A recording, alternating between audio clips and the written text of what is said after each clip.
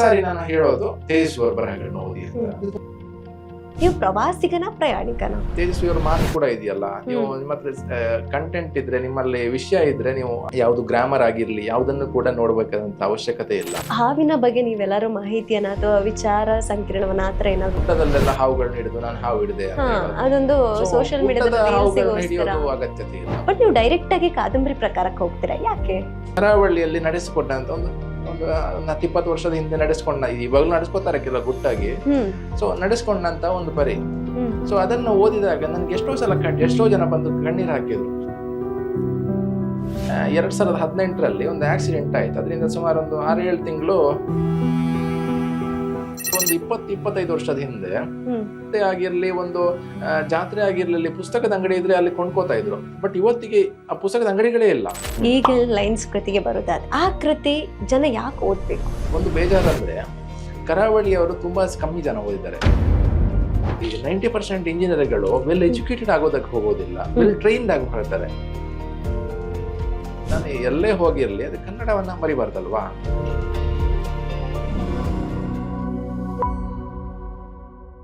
ನಮಸ್ಕಾರ ಸ್ನೇಹಿತರೆ, ನಾನು ರಂಜಿತಾ ಸಿದ್ದಕಟ್ಟೆ. ಬುಕ್ ಬ್ರಹ್ಮ ಪ್ರಸ್ತುತಪಡಿಸುವ ಝೂಮ್ ವಿತ್ ಬುಕ್ ಬ್ರಹ್ಮ ಕಾರ್ಯಕ್ರಮಕ್ಕೆ ವೀಕ್ಷಕರೆಲ್ಲರಿಗೂ ಆತ್ಮೀಯವಾದ ಸ್ವಾಗತ. ದಾರಿ ಇರುವ ಕಡೆ ನಡೆದು ಸಾವಿರಾರು ಜನರಲ್ಲಿ ನೀವೊಬ್ಬರಾಗಿರಿ. ದಾರಿ ಇಲ್ಲದ ಕಡೆ ನಡೆದು ಹೊಸ ದಾರಿ ಸೃಷ್ಟಿಸಿ ಸಾವಿರಕ್ಕೆ ಒಬ್ಬರಾಗಿರಿ. ನಾನು ಯಾಕೆ ಈ ಸಾಲನ ಇವತ್ತು ಹೇಳ್ತಾ ಇದ್ದೀನಿ ಅಂತಂದ್ರೆ, ಬುಕ್ ಬ್ರಹ್ಮದ ಝೂಮ್ ವಿತ್ ಬುಕ್ ಬ್ರಹ್ಮ ಕಾರ್ಯಕ್ರಮಕ್ಕೆ ಆಗಮಿಸಿದಂತಹ ವ್ಯಕ್ತಿ ಬದುಕುವುದಕ್ಕೆ ಒಂದು ದಾರಿ, ಆಲೋಚನೆಗೆ ಇನ್ನೊಂದು ದಾರಿ, ಜೀವಿಸುವುದಕ್ಕೆ ಮತ್ತೊಂದು ದಾರಿಯನ್ನ ಕಂಡುಕೊಂಡು ಬಹುಮುಖರಾಗಿ ಗುರುತಿಸಿಕೊಂಡಿದ್ದಾರೆ. ಅವರೇ ಉರಗ ಪ್ರೇಮಿ, ಪ್ರವಾಸಿಗ, ಈಗಲ್ಸ್ ಲೈನ್ ನ ಲೇಖಕ ರಾಜೇಶ್ ಕುಮಾರ್ ಕಲ್ಯ ಅವರು. ಕಾರ್ಯಕ್ರಮಕ್ಕೆ ಆತ್ಮೀಯವಾದ ಸ್ವಾಗತ ಸರ್. ಹೇಗಿದ್ದೀರಾ ಸರ್? ಚೆನ್ನಾಗಿದೆ. ಹೇಗ್ ನಡೀತಾ ಇದೆ ಜೀವನ? ತುಂಬಾ ಚೆನ್ನಾಗಿದೆ ಮೇಡಮ್. ಇವಾಗ ಒಂದ್ಸಲ ವರ್ಕ್ ಸೀಸನ್ ಒಮ್ಮೆ ಮುಗಿಯಿತು, ಸ್ವಲ್ಪ ರಿಲ್ಯಾಕ್ಸ್ ಆದ. ನಿಮ್ಮ ಹಾಗೂ ಬರವಣಿಗೆಯ ನಂಟೇನಿದೆ, ಅದು ಹೇಗೆ ಶುರುವಾಗುತ್ತೆ ಸರ್? ನನ್ನ ಮುಖ್ಯವಾದಂತಹ ಬರಹದ ನಂಟು ಓದಿನಿಂದ ಶುರುವಾಗುತ್ತೆ. ಯಾಕಂದ್ರೆ ನನ್ನ ಮನೆಯಲ್ಲಿ ಒಂದು ಓದೋದಕ್ಕೆ ಬೇಕಾದಂತ ಒಂದು ಒಳ್ಳೆಯ ಪರಿಸರ ಇತ್ತು. ಏನಂದ್ರೆ ನಮ್ಮ ಹೆತ್ತವರಿರ್ಲಿ, ನಮ್ಮ ಅಕ್ಕ ಸಹೋದರರು ಆಗಿರ್ಲಿ, ಸೊ ಅವರೆಲ್ಲರೂ ಕೂಡ ಒಂದು ಓದಿನ ಹವ್ಯಾಸ ಉಳ್ಳವರು. ಅಂದ್ರೆ ಒಂದೀಗ ಮ್ಯಾಗಝಿನ್ ಮನೆಗೆ ಬಂದ್ರೆ ಸೊ ಅದಕ್ಕೆಲ್ಲ ಕಿತ್ತಾಡುವಂತ ಒಂದು ವಾತಾವರಣ ಇತ್ತು. ಆದ್ರಿಂದಾಗಿ ಸೊ ಅಂತ ಒಂದು ವಾತಾವರಣ ಇರೋ ಹೊತ್ತಲ್ಲಿ ಮಕ್ಕಳಿಗೆ ಏನು ಅನ್ಸುತ್ತಂದ್ರೆ, ಈ ಮ್ಯಾಗಝಿನಲ್ಲಿ ಇಲ್ಲ ಈ ಒಂದು ಪುಸ್ತಕದಲ್ಲಿ ಏನೋ ಒಂದು ಸಮಥಿಂಗ್ ಇದೆ ಅನ್ನುವಂಥ ಒಂದು ಕುತೂಹಲ ಮೂಡುತ್ತೆ. ಅದೇ ನನಗೆ ಓದಿಗೆ ಆ್ಯಕ್ಚುಲಿ ಮೂಲ ಪ್ರೇರಣೆ. ಸೊ ನಂತರ ನಾನು ಓದ್ತಾ ಹೋದಂತೆ, ಅಂದರೆ ಒಂದು ಸಣ್ಣ ವಯಸ್ಸಲ್ಲೇ, ಅಂದರೆ ಒಂದು 4-5ನೇ ಕ್ಲಾಸಲ್ಲಿ ನಾನು ಓದೋದಕ್ಕೆ ಶುರು ಮಾಡಿದೆ. ಅವಾಗಂದ್ರೆ ಮನೆಯಲ್ಲಿ ರಿಸ್ಟ್ರಿಕ್ಷನ್ ಕೂಡ ಇತ್ತು ನಮಗೆ, ಅಂದ್ರೆ ಪ್ರೇಮ ಕಾದಂಬರಿಗಳನ್ನ ಓದಬಾರ್ದು ಅನ್ನುವಂತ ಒಂದು ರಿಸ್ಟ್ರಿಕ್ಷನ್ ಇತ್ತು. ಸೊ ಅದಾದ ನಂತರ ನಾವು ಸ್ವತಂತ್ರವಾಗಿ ಕದ್ದು ಓದ್ತಾ ಇದ್ರು ಕೂಡ ಒಂದು ಹೈಸ್ಕೂಲ್ ಲೆವೆಲ್ಗೆ ನಮಗೆ ಸ್ವತಂತ್ರವಾಗಿ ಓದೋದಕ್ಕಾಯ್ತು. ಬಟ್ ಆ ಲೆವೆಲ್ಗೆ ನಾವು ಕದ್ದೇ ಒಂದು ಸಾಹಿತ್ಯದನ್ನ ಓದುವಿಕೆಯಲ್ಲಿ ಒಂದು ಹಿಡಿತವನ್ನ ನಾವು ಸಾಧಿಸಿದ್ವಿ. ನಿಮ್ ಮನೆಯವ್ರಿಗೆ ಯಾವಾಗಾದ್ರೂ ಕ್ವಶನ್ ಮಾಡಿದ್ರೆ ಯಾಕೆ ನಾನು ಪ್ರೇಮ ಕಾದಂಬರಿಯನ್ನ ಅಥವಾ ಪ್ರೇಮದ ಕಥೆಗಳನ್ನ ಓದಬಾರ್ದು ಅಂತ ಹೇಳಿ? ಅದು ಒಂದು ತಲೆಮಾರಿನ ಒಂದು ಸಮಸ್ಯೆ ಆಗಿರುತ್ತೆ. ಯಾಕಂದ್ರೆ ಈಗ ಪ್ರೇಮ ಕಥೆ ಓದುವುದಕ್ಕಿಂತ ಈಗಿನ ಮಕ್ಕಳು ತುಂಬಾನೇ ಮುಂದುವರೆದಿದ್ದಾರೆ, ಅದರ ಬಗ್ಗೆ ನನಗೆ ಡೌಟೇ ಇಲ್ಲ. ಆವಾಗ ಅಂದ್ರೆ ಅದು ಸಣ್ಣ ವಯಸ್ಸಿನಲ್ಲಿ ಪ್ರೀತಿ ಪ್ರೇಮಗಳ ಬಗ್ಗೆ ಎಲ್ಲ ಇದಾಗಬಾರ್ದು, ಹಾಳಾಗ್ತಾರೆ ಅನ್ನುವಂತ ಒಂದು ಪೂರ್ವಾಗ್ರಹ ಇತ್ತು. ಎಲ್ಲ ಕಡೆ ಹೇಳ್ತಾರೆ ಮಕ್ಕಳು ಪ್ರೀತಿ ಪ್ರೇಮಕ್ಕೆ ಹಾಳಾಗಬಾರ್ದು ಬೇಗ ಸಣ್ಣ ವಯಸ್ಸಲ್ಲಿ ಅನ್ನುವಂತ. ಈಗಿನ ಮಕ್ಕಳಿಗೆ ಅಂತ ಒಂದು ಸಮಸ್ಯೆ ಇಲ್ಲ. ಈಗಿನ ಮಕ್ಕಳು ಓದೋದೇ ಇಲ್ಲ. ಆಕ್ಚುಲಿ ಅವರು ಡಿಜಿಟಲ್ ಮೀಡಿಯಾದಲ್ಲಿ ಅವರು ತಮ್ಮ ಕಾಲ ಕಳೀತಾರೆ. ಅದು ನೀವ್ ಹೇಳಿದಂತ ರೀಸನ್ ಆಗಿರ್ಬೋದು. ಅಂದ್ರೆ ಅವಾಗ ಕಾಲಘಟ್ಟದಲ್ಲಿ ಟಿವಿ ಅದೆಲ್ಲ ನಮ್ಮ ಮೊಬೈಲ್ಸ್ ಎಲ್ಲ ಕಮ್ಮಿ ಇತ್ತು. ಸೊ ನಮ್ಮ ಎನ್ವಿರಾನ್ಮೆಂಟ್ ಅಲ್ಲಿ ಕೂಡ ಬುಕ್ಸ್ ಅನ್ನೋದೇ ಜಾಸ್ತಿ ಇತ್ತು. ಅದು ಒಂದು ರೀಸನ್ ಆಗಿರ್ಬೋದು ಅಂತ ಹೇಳಿ. ನೀವ್ ಯಾವ ಪುಸ್ತಕವನ್ನ ಮೊದ್ಲು ಓದಿದ್ರಿ? ಪುಸ್ತಕ ಅಂದ್ರೆ ನಮ್ಗೆ ಆಕ್ಚುಲಿ ಮಂಗಳ ಪುಸ್ತಕ ಆಕ್ಚುಲಿ ಮುಖ್ಯವಾಗಿ ನಮ್ಗೆ ಒಂದು ಟರ್ನಿಂಗ್ ಪಾಯಿಂಟ್ ನೀಡಿದಂತ ಒಂದು, ಅಂದ್ರೆ ನಮ್ಮ ಏರಿಯಾದಲ್ಲಿ ಬೀಡಿ ಕಟ್ಟೋರಾಗಿರ್ಲಿ, ಈಗ ಒಂದು ನಟ್ಟಿ ನಡೋದಕ್ಕೆ ಹೋಗ್ಲಿ ಇರ್ಲಿ, ಕೂಲಿ ಕೆಲಸಕ್ಕೆ ಹೋಗ್ಲಿ, ಆತರ ಹೆಂಗಸರು ಮುಖ್ಯವಾಗಿ ಶುಕ್ರವಾರದಂದು ಒಂದು ಮಂಗಳ ತರೋದನ್ನ ಮರಿತಾ ಇರ್ಲಿಲ್ಲ.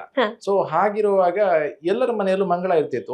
ಒಂದು ಪಕ್ಷ ಯಾರದಾದ್ರೂ ಮನೆಗೆ ಮಂಗಳ ಬಂದಿಲ್ಲ ಅಂತ ಹೇಳಿದ್ರೆ ಅವಾಗ ಇನ್ನೊಬ್ರು ಹೋಗ್ತಾ ಇದ್ರು. ಅಂದ್ರೆ ಈಗ ಚಾ ಹುಡಿ ಸಕ್ಕರೆ ಖಾಲಿ ಆದ್ರೆ ಹೋಗ್ತಾರೆ ನೋಡಿ. ಮನೆಗೆ ಹೋಗ್ತಾರೆ. ಸೊ ಅದೇ ತರ ನಮಗೆ ಇದು ಮಂಗಳ ಬಂದಿಲ್ಲ ಅಂತೇಳಿ ಹೋಗ್ತಾ ಇದ್ರು. ಮತ್ತೆ ಮನೆಯಲ್ಲೂ ಅಷ್ಟೇ, ಬಂದ ಕೂಡಲೇ ನಾನೊಂದು ಆ ಕಾದಂಬರಿ ಓದ್ಕೊಡ್ತೀನಿ ಪ್ಲೀಸ್ ಅಂತ ಹೇಳಿ. ನಮ್ಮ ಮನೇಲೂ ಅಷ್ಟೇ, ನಮ್ಮ ಅಜ್ಜಿ ಆಗಿರ್ಲಿ ನಮ್ಮ ಅಮ್ಮ ಆಗಿರ್ಲಿ ಹೇಳ್ತಿದ್ರು, ನಾನು ಅದು ಓದಿಕೊಡ್ತೀನಿ ಪ್ಲೀಸ್. ಸೊ ಅಂಥದ್ದು ಓದುವಾಗ ಮಕ್ಕಳಿಗೆ, ದೂರದಲ್ಲಿ ಕೂತಿರೋ ಮಕ್ಕಳಿಗೆ ಅದು ಕುತೂಹಲ ಬರೋದು ಸಹಜ. ಆಕ್ಚುಲಿ ಅಂತ ಒಂದು ಪರಿಸರವನ್ನು ನಮಗೆ ಕ್ರಿಯೇಟ್ ಮಾಡಿದ್ದಾರೆ ನಮ್ಮ ಹೆತ್ತವರು ಅನ್ನೋದಕ್ಕೆ ನಾವು ಆಕ್ಚುಲಿ ಅವರಿಗೆ ಋಣಿಯಾಗಿರ್ಬೇಕು. ಅವಾಗ್ಲಿಂದ ನಿಮ್ ಬರವಣಿಗೆ ಜರ್ನಿ ಶುರುವಾಯ್ತು? ಬರವಣಿಗೆ ಅನ್ನೋದಕ್ಕೆ ಆಕ್ಚುಲಿ ನಾನು ಒಂದು ಹೈಸ್ಕೂಲ್ ಲೆವೆಲ್ ಅಲ್ಲಿ ಒಂದು ಸಣ್ಣ ಪುಟ್ಟ ಕವನಗಳನ್ನೆಲ್ಲ ಬರೆಯೋದಕ್ಕೆ ಶುರು ಮಾಡಿದೆ. ಮೊದಲಿಗೆ ಆಕ್ಚುಲಿ ಕವಿತೆಗಳನ್ನೇ ಬರೆಯೋದಕ್ಕೆ ಶುರು ಮಾಡಿದೆ. ಅಂದ್ರೆ ಅವಾಗೆಲ್ಲ ಏನಂದ್ರೆ ಕತೆಗಳನ್ನ ಬರೆಯೋದು ಆಕ್ಚುಲಿ ಸ್ವಲ್ಪ ಕಷ್ಟ ಅಲ್ಲ, ಈ ಕಷ್ಟದ ಕೆಲಸ ಯಾರು ಹೋಗ್ತಾರೆ ಅಲ್ವಾ. ಸೊ ಅದರಿಂದ ಇದೆ ಸಣ್ಣ ಸಣ್ಣ ಪುಟ್ಟ ಕವನ ಬರೆಯೋಣ ಅಂತ, ಬರೆಯೋಣ ಅಂತ. ಸೊ ಅದಾದ ನಂತರ ಸ್ವಲ್ಪ ನಾನೊಂದು PUCಗೆ ಬಂದ ನಂತರ ಸ್ವಲ್ಪ ಇದು ಕತೆಗಳನ್ನ ಬರೆಯೋಣ ಅಂತ ಅನಿಸ್ತು. ಆದ್ರೆ ಕತೆಗಳು ಯಾವ ತರ ಅಂದ್ರೆ ಎಲ್ಲ ಅಂದ್ರೆ ಅದಕ್ಕೊಂದು ಶೇಪು ಆ ತರ ಏನ್ ಅಂದ್ರೆ ಅವಾಗ ಏನು ಕೊಡ್ಬೇಕು ಏನ್ ಕತೆ ಅಂತ ಗೊತ್ತಿಲ್ಲ. ಒಟ್ಟಾರೆಯಾಗಿ ಒಂದು ನನ್ನ ಮನಸ್ಸಲ್ಲಿ ಇರುತ್ತಲ್ಲ ಅದನ್ನ ಬರೆದು ಬಿಡೋದು ಎಲ್ರಿಗೆ. ಅಂದ್ರೆ ಅದರಲ್ಲಿ ಈಗ ಇಮೇಲ್ ಇರುತ್ತಲ್ಲ ಪತ್ರಿಕೆಗಳದ್ದು, ಅದನ್ನ ನೇರವಾಗಿ ಕಳಿಸಿ ಬಿಡೋದು. ಹಾಗೆ ನಂತರ ಅದು ಅವಾಗೆಲ್ಲ ಅಂದ್ರೆ ನಮ್ಮ ಹತ್ರ ಲ್ಯಾಪ್ಟಾಪ್ ಅದು ಇದು ಏನಿಲ್ಲ, ಮೊಬೈಲು. ಸೊ ಅವಾಗ ಅಂದ್ರೆ ಇದ್ರಲ್ಲೇ ಬರೆದು ಪೋಸ್ಟ್ ಮಾಡೋದಲ್ಲ. ಸೊ ಟೈಪಿಂಗ್ ಕೂಡ ಆಲ್ಮೋಸ್ಟ್ ನಾನು ಕಲ್ತಿರೋದು ಇಂಜಿನಿಯರಿಂಗ್ ಟೈಮ್ ಅಲ್ಲಿ. ಸೊ ಅದಕ್ಕಿಂತ ಮೊದಲು ನಮ್ಗೆ ಲ್ಯಾಪ್ಟಾಪ್ ಇರ್ಲಿಲ್ಲಲ್ಲ. ಸೊ ಅದರಿಂದ ಕಷ್ಟ ಆಗ್ತಿತ್ತು. ಅಂದ್ರೆ ಡಿಪ್ಲೊಮೋದಲ್ಲಿ ಲ್ಯಾಪ್ಟಾಪ್ ಕಂಪ್ಯೂಟರ್ನ ಇದು ಬಂದ್ರು ಕೂಡ ನಮಗೆ ಅದನ್ನ ಯೂಸ್ ಮಾಡೋದಕ್ಕೆ ಗೊತ್ತಿಲ್ಲ, ನುಡಿ ಅಥವಾ ಬರಹ ಇದೆಯಲ್ಲ ಅದನ್ನ ಯೂಸ್ ಮಾಡೋದಕ್ಕೆ ಗೊತ್ತಿಲ್ಲಲ್ಲ. ಅದರಿಂದಾಗಿ ಸಮಸ್ಯೆ ಆಗ್ತಿದೆ. ಈಗ ನೀವು ಸ್ಕೂಲ್ ಕಾಲೇಜ್ ಲೈಫ್ ಬಗ್ಗೆ ಮಾತಾಡಿದ್ರೆ, ನಮ್ ಸ್ಕೂಲ್ ಟೈಮ್ ಅಲ್ಲೆಲ್ಲ ಕಾಮನ್ ಆಗಿ ಒಂದು ಕ್ವಶನ್ ಇರ್ತಿತ್ತು, ನೀನು ಒಂದು ದೊಡ್ಡವನಾದ್ಮೇಲೆ ಏನಾಗಬಹುದು ಅಂತ ಹೇಳಿ. ನೀವ್ ಏನ್ ಆನ್ಸರ್ ಕೊಟ್ಟಿದ್ರಿ? ಬಿಕಾಸ್ ನಾನು ಯಾಕೆ ಕೇಳ್ತಿದ್ದೀನಿ ಅಂತ ಹೇಳಿದ್ರೆ, ನಿಮ್ ಆನ್ಸರ್ ಬಹಳ ದೊಡ್ಡದಿತ್ತು ಅನ್ಸುತ್ತೆ. ಲೇಖಕರಾಗಿದ್ದೀರಾ, ಟೂರಿಸ್ಟ್, ಉರಗ ಪ್ರೇಮಿ, ಏನ್ ಆನ್ಸರ್ ಅಂತ ಕೊಟ್ಟಿದ್ರಿ ಅವಾಗ? ಆಕ್ಚುಲಿ ಏನಂದ್ರೆ ಒಂದು ಶಾಕಿಂಗ್ ನ್ಯೂಸ್ ಅಂತ ಹೇಳಿದ್ರೆ, ಈಗ ನಾವೆಲ್ಲ ಯಾವ ತರ ಅಂದ್ರೆ ತುಂಬಾ ಹಳ್ಳಿಗಾಡಿನ ಒಬ್ರು ಸ್ಟೂಡೆಂಟ್ಗಳು, ನಾವುಗಳಿಗೆಲ್ಲ ದಿಕ್ಕು ದೆಸೆ ಇಲ್ಲ ಆಕ್ಚುಲಿ. ಈಗಿನ ಅಂದ್ರೆ ಅಪ್ಪ ಅಮ್ಮ ಈಗ ಎಜುಕೇಟೆಡ್ ಆಗಿದ್ರೆ ಅವ್ರಿಗೊಂಚೂರು ಈಗ ಒಂದು ನಮ್ಮ ಒಂದು ಸಮಾಜದ ಸ್ವಲ್ಪ ತಿರುತುಕೊಂಡಿದ್ರೆ ಅವರಿಗೆಲ್ಲ ಆಗಿರುತ್ತೆ, ಮಕ್ಕಳನ್ನ ಈಗ ಲಾಯರ್ ಮಾಡೋದ್ರೆ ಇದೇ ತರಲ್ಲಿ ಓದಿಸ್ಬೇಕು, ಇಂಜಿನಿಯರ್ ಮಾಡೋದ್ರೆ ಇದೇ ಟೈಪಲ್ಲಿ ಓದಿಸ್ಬೇಕು, ಆಮೇಲೆ ಡಾಕ್ಟರ್ ಮಾಡೋದ್ರೆ ಇದೇ ದಾರಿಯಲ್ಲಿ ಓದಿಸ್ಬೇಕಂತ. ಆದ್ರೆ ನಮ್ಮ ಅಪ್ಪ ಅಮ್ಮನಿಗೆ ಆಕ್ಚುಲಿ ಈ ತರ ಆಗ್ಬೇಕು ಅಂತ ಗೊತ್ತಿತ್ತು, ಆಗುವಂತ ನಮಗೆ ಹೇಳ್ತಾರೆ ಬಿಟ್ರೆ, ಬಟ್ ಅವ್ರಿಗೆ ಹೇಗೆ ಮಾಡಿಸ್ಬೇಕು, ಅವ್ರನ್ನ ಹೇಗೆ ಓದಿಸ್ಬೇಕು ಅನ್ನುವಂಥದ್ದು ಗೊತ್ತಿರ್ಲಿಲ್ಲ. ನಾವು ಅಷ್ಟೇ, ನಾವು ಅಂದ್ರೆ ಆ ಹೊತ್ತಲ್ಲಿ ಊರಲ್ಲೆಲ್ಲ ದೊಡ್ಡ ವ್ಯಕ್ತಿಗಳು ಅಂತ ಹೇಳಿದ್ರೆ ಇಂಜಿನಿಯರ್ಗಳು, ಒಂದು ಡಾಕ್ಟರ್ಗಳು, ಎರಡೇ. ಈಗ ಒಂದು ಕ್ಲಾಸ್ ಅಲ್ಲಿ ಒಂದು 10-20 ಜನ ಇದ್ರೆ ಅಂದ್ರೆ ಅದ್ರಲ್ಲಿ ಒಂದು 50% ಜನ ಡಾಕ್ಟರ್ ಅಂತ ಹೇಳ್ತಾರೆ, 50% ಜನ ಇಂಜಿನಿಯರ್ ಅಂತ ಹೇಳ್ತಾರೆ. ಅದು ಬಿಟ್ರೆ ಬೇರೆ ಯಾರಿಗೆ ಗೊತ್ತಿಲ್ಲ. ಅಂದ್ರೆ ಅವರಿಗೆ ಏನು ಅದನ್ನ ಹೇಗೆ ಹೋಗ್ಬೇಕು, ಅದು ಎಷ್ಟು ಕಷ್ಟ ಇದೆ, ಎಲ್ಲಿಂದ ಏನು ಗೊತ್ತಿಲ್ಲ ಯಾವುದು. ಅಂದ್ರೆ ಯಾಕಂದ್ರೆ ಅವರು ಅಂತ ಒಂದು ಇದಕ್ಕೆ ಅಂತ ಆ ಹೊತ್ತಲ್ಲಿ ಒಂದು ನಾಲೆಜ್ಗೆ ಕೂಡ ಅವರು ತಿರುಗಿಕೊಂಡಿರೋದಿಲ್ಲ ಅಲ್ವಾ. ಇವನು ಹೆತ್ತವರು ಕೂಡ ಅದೇ ತರ ಇರ್ತಾರಲ್ಲ. ಅದರಿಂದಾಗಿ ಸ್ವಲ್ಪ ನಮಗೆ ಏನಾಗ್ಬೇಕಂದ್ರೆ ಡಾಕ್ಟರ್ ಅಥವಾ ಇಂಜಿನಿಯರ್ ಅಂತ ಇಷ್ಟೇ ಕಾಮನ್. ಲೆಕ್ಚರ್ ಕೂಡ ಅವಾಗ ಗೊತ್ತಿರ್ಲಿಲ್ಲ, ಯಾಕಂದ್ರೆ ಅವಾಗ ಅಂದ್ರೆ ಟೀಚರ್ ಅಂತಾನೆ ಹೇಳ್ತಿದ್ದು. ಯಾಕಂದ್ರೆ ಅವ್ರ ಲೆಕ್ಚರ್ ವರ್ಡ್ ಕೂಡ ಗೊತ್ತಿಲ್ಲ ಆಕ್ಚುಲಿ. ದೊಡ್ಡ ಇದ್ರಲ್ಲೆಲ್ಲ ಹೋದವರು ಎಲ್ಲ ಅಂದ್ರೆ ಲೆಕ್ಚರ್ ಆಗಿದ್ರು ಕೂಡ ಅವ್ರು ಮೇಸ್ಟ್ರು ಅಂತಾನೆ ಹೇಳ್ತಿದ್ರು, ಮಾಸ್ಟರ್ ಅಂತ ಊರಲ್ಲಿ. ಹಾಗೆ ನೋಡಿದ್ರೆ ನಮ್ ನೇಬರ್ ಅಲ್ಲೆಲ್ಲ ದೊಡ್ಡ ಪೋಸ್ಟಲ್ ಇರೋರು ಇದ್ರು, ಅವ್ರು ಮೇಸ್ಟ್ ಅಂತ ಹೇಳ್ತಿದ್ರು, ನಮ್ಮ ಮೇಸ್ಟ್ರು ಅವ್ರ ಮಾಸ್ಟ್ರು ಅಂತ. ಸೊ ಅಷ್ಟೇ ಗೊತ್ತಿದ್ದು ಅಷ್ಟೇ. ಅಂದ್ರೆ ಅವರದ್ದು ಒಂದು ನಾಲೆಜ್ ಅಂತ ಅಥವಾ ಒಂದು ಇದೆಯಲ್ಲ, ಅದು ಸೀಮಿತ ಒಂದು ನಾಲೆಜ್. ಹಳ್ಳಿಗಾಡಿನವರು ಅಂತ ಹೇಳಿದ್ರೆ, ಆ ಒಂದು ಪರಿಸರದ ಪ್ರೇಮ ನಿಮಗೆ ಅವಾಗ್ಲಿಂದ ಶುರುವಾಗಿತ್ತ? ಪರಿಸರದ ಪ್ರೇಮ ಅನ್ನೋದಕ್ಕಿಂತ ಹಳ್ಳಿಗಾಡಿನವರಿಗೆ ಮೌಢ್ಯಗಳು ಹೆಚ್ಚಿರುತ್ತೆ ನಾನು ನೋಡ್ದಂಗೆ. ಯಾಕಂತ ಹೇಳಿದ್ರೆ ಈಗ ನಮ್ಮ ಪರಿಸರದಲ್ಲೇ ಇರಲಿ, ಈಗ ನಾವು ಯಾವುದೇ ಪರಿಸರದಲ್ಲಿರಲಿ, ಅಲ್ಲಿ ಈಗ ಒಂದು ಪ್ರಾಣಿಗಳಾಗಿರ್ಲಿ, ಅವುಗಳದ್ದು ಮರಗಿಡಗಳಾಗಿರ್ಲಿ, ಅವುಗಳ ಮೌಲ್ಯಗಳನ್ನ ಆಕ್ಚುಲಿ ನಾರ್ಮಲ್ ಆಗಿ ಜನರಿಗೆ ಅರ್ಥ ಇರೋದಿಲ್ಲ. ನಾನು ನೋಡ್ದಂಗೆ ಈಗ ಒಂದು ಮರ ಗಿಡಗಳಿರ್ಲಿ, ಅದನ್ನೆಲ್ಲ ನಮ್ಮೂರಲ್ಲೆಲ್ಲ ಯಾವ ತರ ಅಂತ ಹೇಳಿದ್ರೆ, ಈಗ ನಮ್ಮ ಮನೆಯಲ್ಲೇ ನೋಡಿದ್ರು ಕೂಡ ತುಂಬಾ ಇದು ಹಲಸಿನ ಮರಗಳಾಗಿರ್ಲಿ ಇದೆಲ್ಲ ಇದು ಯಾರ್ಯಾರೋ ಬರೋದು ಬಂದು ಇದಕ್ಕೊಂದಿಷ್ಟು ಬೆಲೆ ಕಟ್ಟೋದು. ಅವಾಗೊಂದು ದೊಡ್ಡ ಹಲಸಿನ ಮರಗಳು ಆ ತರಗಳನ್ನೆಲ್ಲ ಒಂದು 2-3 ಸಾವಿರ 4 ಸಾವಿರಕ್ಕೆಲ್ಲ ಸೇಲ್ ಮಾಡಿದ್ರು ಮನೆಯಲ್ಲಿ. ಅಂದ್ರೆ ಮತ್ತೆ ಇನ್ನೊಂದು ಅಂತ ಹೇಳಿದ್ರೆ, ನಮ್ಮ ಈಗ ಉರಗಳ ಬಗ್ಗೆ ಹೇಳ್ಬೇಕಂದ್ರೆ, ನಮಗೆ ಉರಗಳೆಲ್ಲ ಇದಾವಲ್ಲ, ಸೊ ಅವುಗಳ ಬಗ್ಗೆ ಏನು ಅವುಗಳ ವ್ಯಾಲ್ಯೂ ಗೊತ್ತಿಲ್ಲ, ಅವುಗಳ ಕೆಲಸ ಗೊತ್ತಿಲ್ಲ, ಪ್ರಕೃತಿಯಲ್ಲಿ ಅವುಗಳು ಸಮತೋಲನ ವಹಿಸುತ್ತೆ ಅನ್ನುವಂತ ಗೊತ್ತಿಲ್ಲ, ಎಲ್ಲವನ್ನು ಕಂಡ್ರು ಕೂಡ ಕನ್ನಡಿ ಹಾವು ಅನ್ನುವಂತ ಒಂದು ಕೊಲ್ತಾರೆ ಆಕ್ಚುಲಿ. ಓಕೆ, ಅಂದ್ರೆ ಹಾಗಂತ ಅವರು ಕೆಟ್ಟವರು ಅಂತಲ್ಲ, ಅಂದ್ರೆ ಅದು ಏನು ಗೊತ್ತಿಲ್ಲ ಅವರಿಗೆ, ತಮ್ಮ ಸುತ್ತಮುತ್ತ ಇರುವಂತ ಅದು ಸಂಪತ್ತಿನ ಬಗ್ಗೆ, ಪ್ರಕೃತಿ ಸಂಪತ್ತಿನ ಬಗ್ಗೆ ಒಂದು ಗೊತ್ತಿಲ್ಲ. ಹಾಗಂತ ಹಳ್ಳಿಗರೇನು ಕೆಟ್ಟವರು ಅಲ್ಲ, ಅದು ಅವ್ರದ್ದು ಒಂದು ಏನಂತ ಇದು ನಡೆದು ಬಂದಂತ ದಾರಿ ಆಕ್ಚುಲಿ. ಇದಾದ ನಂತರ ಸ್ವಲ್ಪ ಓದಿ ಒಂದ್ ಸ್ವಲ್ಪ ಸಾಹಿತ್ಯದ ಕಡೆ ಎಲ್ಲ ಬಂದ್ರೆ ಸ್ವಲ್ಪ ನಂತರ ಗೂಗಲ್ ಎಲ್ಲ ಬಂತಲ್ಲ, ಅದರಿಂದ ಸ್ವಲ್ಪ ಅವುಗಳ ಮೌಲ್ಯ ಗೊತ್ತಾಗಲು ಶುರುವಾಯ್ತು ನನಗೆ. ಉರಗಗಳ ಬಗ್ಗೆ ಅಂತ ಹೇಳಿದ್ರೆ, ಸೊ ನಿಮ್ಗೆ ಅವಾಗ್ಲಿಂದಲೇ ಉರಗಗಳ ಬಗ್ಗೆ ಉರಗಗಳ ಬಗ್ಗೆ ಅಂದ್ರೆ ನಮ್ಮ ಅಮ್ಮ ಅವರು ಯಾವುದೇ ಹಾವುಗಳನ್ನ ಕಂಡ್ರು ಕೂಡ ಸಾಯಿಸ್ತಾ ಇದ್ರು ಆಕ್ಚುಲಿ. ಅವರಿಗೆ ಪಾಪ ಗೊತ್ತಿಲ್ಲ, ಯಾವ್ದು ನೋಡಿದ್ರು ಕೂಡ ಇದು ವಿಷಕಾರಿ ಹಾವು ಅಂತೇಳಿ ಸಾಯಿಸ್ತಾ ಇದ್ರು. ಫಾರ್ ಎಕ್ಸಾಂಪಲ್ ಇದು ನಮ್ಮ ತುಳುವಲ್ಲಿ ತಾರಿ ಮಡಲ ಅಂತ ಹೇಳ್ತಾರೆ, ತಾರಿ ಮಡಲ ಅಥವಾ ಏನು ಮಂಡೆ ಕೊಡಪ ಅಂತ ಹೇಳ್ತಾರೆ. ಸೊ ಅದಂತ ಒಂದು ನಾನು ಕನಿಷ್ಠ ಅಂದ್ರೂ ಒಂದು 10-25 ಹಾವುಗಳನ್ನ ಒಂದು ಸಾಯಿಸಿರೋದನ್ನ ನೋಡಿ, ಎಲ್ಲಿ ಕಂಡ್ರು ಸಾಯಿಸ್ಬಿಡ್ತಾರೆ. ಆಕ್ಚುಲಿ ಅದಕ್ಕೆ ಇಂಗ್ಲಿಷ್ ಅಲ್ಲಿ ನಿಮಗೆ ಬ್ರೋನ್ಸ್ ಬ್ಯಾಕ್ಡ್ ಟ್ರೀ ಸ್ನೇಕ್ ಅಂತ ಹೇಳೋದು. ಪಾಪದ ಹಾವು ಅಂದ್ರೆ ಯಾರನ್ನಾದ್ರೂ ಕಂಡು ಕೊಟ್ರೆ ಅದು ಹಿಂಗೆ ತಲೆ ಎತ್ತಿ ನೋಡುತ್ತೆ ಆಕ್ಚುಲಿ. ಅದರಿಂದ ಏನ್ ಮೌಢ್ಯ ಅಂದ್ರೆ ಇದು ತಲೆಗೆ ಚುಚ್ಚಿ ನಂತರ ಮರದ ಮೇಲೆ ನಿಂತ್ಕೊಂಡು, ಅಂದ್ರೆ ನಮ್ದು ಇದ್ ಮಾಡ್ತಾವಲ್ಲ, ಸುಟ್ಟಾಕ್ತಾರೆ ನೋಡಿ, ಅಂತ್ಯಕ್ರಿಯೆ ಮಾಡ್ತಾರೆ. ಅದನ್ನ ನೋಡಿ ಖುಷಿಯಲ್ಲಿ ಹೊರಟು ಹೋಗುತ್ತೆ ಅಂತ ನೋಡಿ. ಎಲ್ಲಿನ ಹಾವು, ಎಲ್ಲಿನ ಅಂತ್ಯಕ್ರಿಯೆ. ಸೊ ಇದ್ ನೋಡಿದಾಗ ನಿಮ್ಗೆ ಫಸ್ಟಿಗೆ ಗೊತ್ತಾಗುತ್ತೆ ಹೌದು ಅಂತ. ನೆಕ್ಸ್ಟ್ ನೋಡಿದಾಗ ನಾನು ಒಂದ್ 2-3 ಹಾವುಗಳನ್ನ ಸಾಯಿಸಿದ್ದೆ ಆಕ್ಚುಲಿ.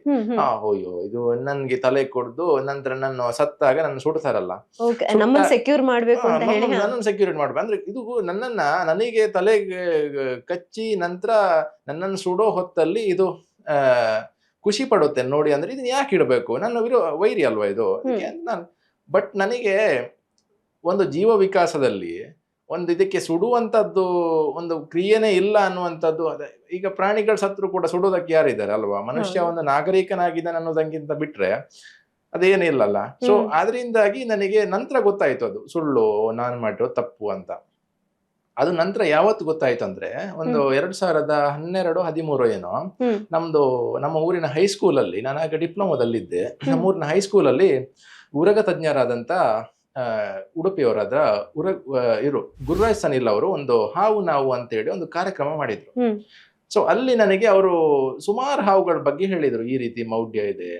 ಹಾವುಗಳು ಆಕ್ಚುಲಿ ಮುಖ್ಯವಾದಂತ ಒಂದು ಸಾವಿಗೆ ಕಾರಣವಾಗುವಂತ ಹಾವುಗಳು ಕೇವಲ 4 ಇರೋದು. ಸೊ ನಾವು ಎಲ್ಲವನ್ನು ಕಂಡ್ರು ಕೂಡ ಇದಕ್ಕೆ ಬಗೆಯ ವಿವಿಧ ಹಾವುಗಳ ಒಂದು ಹೆಸರು ಕೊಟ್ಟು, ಅಂದ್ರೆ ಆಕ್ಚುಲಿ ಅದು ಅಸ್ತಿತ್ವದಲ್ಲಿ ಇಲ್ಲದೆ ಇರುವಂತ ಹೆಸರನ್ನೇ ಕೊಟ್ಟು ನಾವು ಸಾಯಿಸ್ಬಿಡ್ತೇವೆ. ಅಂದ್ರೆ ನಮ್ಗೆ ಖುಷಿ ಆಗ್ಬಿಡುತ್ತೆ, ಸಾಯಿಸಿದ್ವಿ, ನಾನೊಂದು ಜೀವ ಉಳಿಸಿದೆ, ನೆಕ್ಸ್ಟ್ ಇನ್ನೊಬ್ರಿಗೆ ಕಚ್ಚೋದನ್ನ ನಾನು ತಡೆದು ಬಿಟ್ಟೆ ಅನ್ನುವಂಥದ್ದು ಒಂದು ಸಾಧನೆ ಮಾಡಿದೆ ಅನ್ನೋ ಲೆವೆಲಲ್ಲಿ. ಸೊ ನಂತರ ನಂಗೆ ಶುರು ಮಾಡ್ತಾ ಅವರು ಕೂಡ ಹಾಗೆ ಯಾವುದೇ ರಾತ್ರಿಯಲ್ಲಿ ಮೆಸೇಜ್ ಮಾಡಿದ್ರು, ಕಾಲ್ ಮಾಡಿದ್ರು, ಪಿಕ್ ಮಾಡ್ತಾ ಇದ್ರು ಫೋಟೋ ಕಳಿಸಿದ ಕೂಡಲೇ.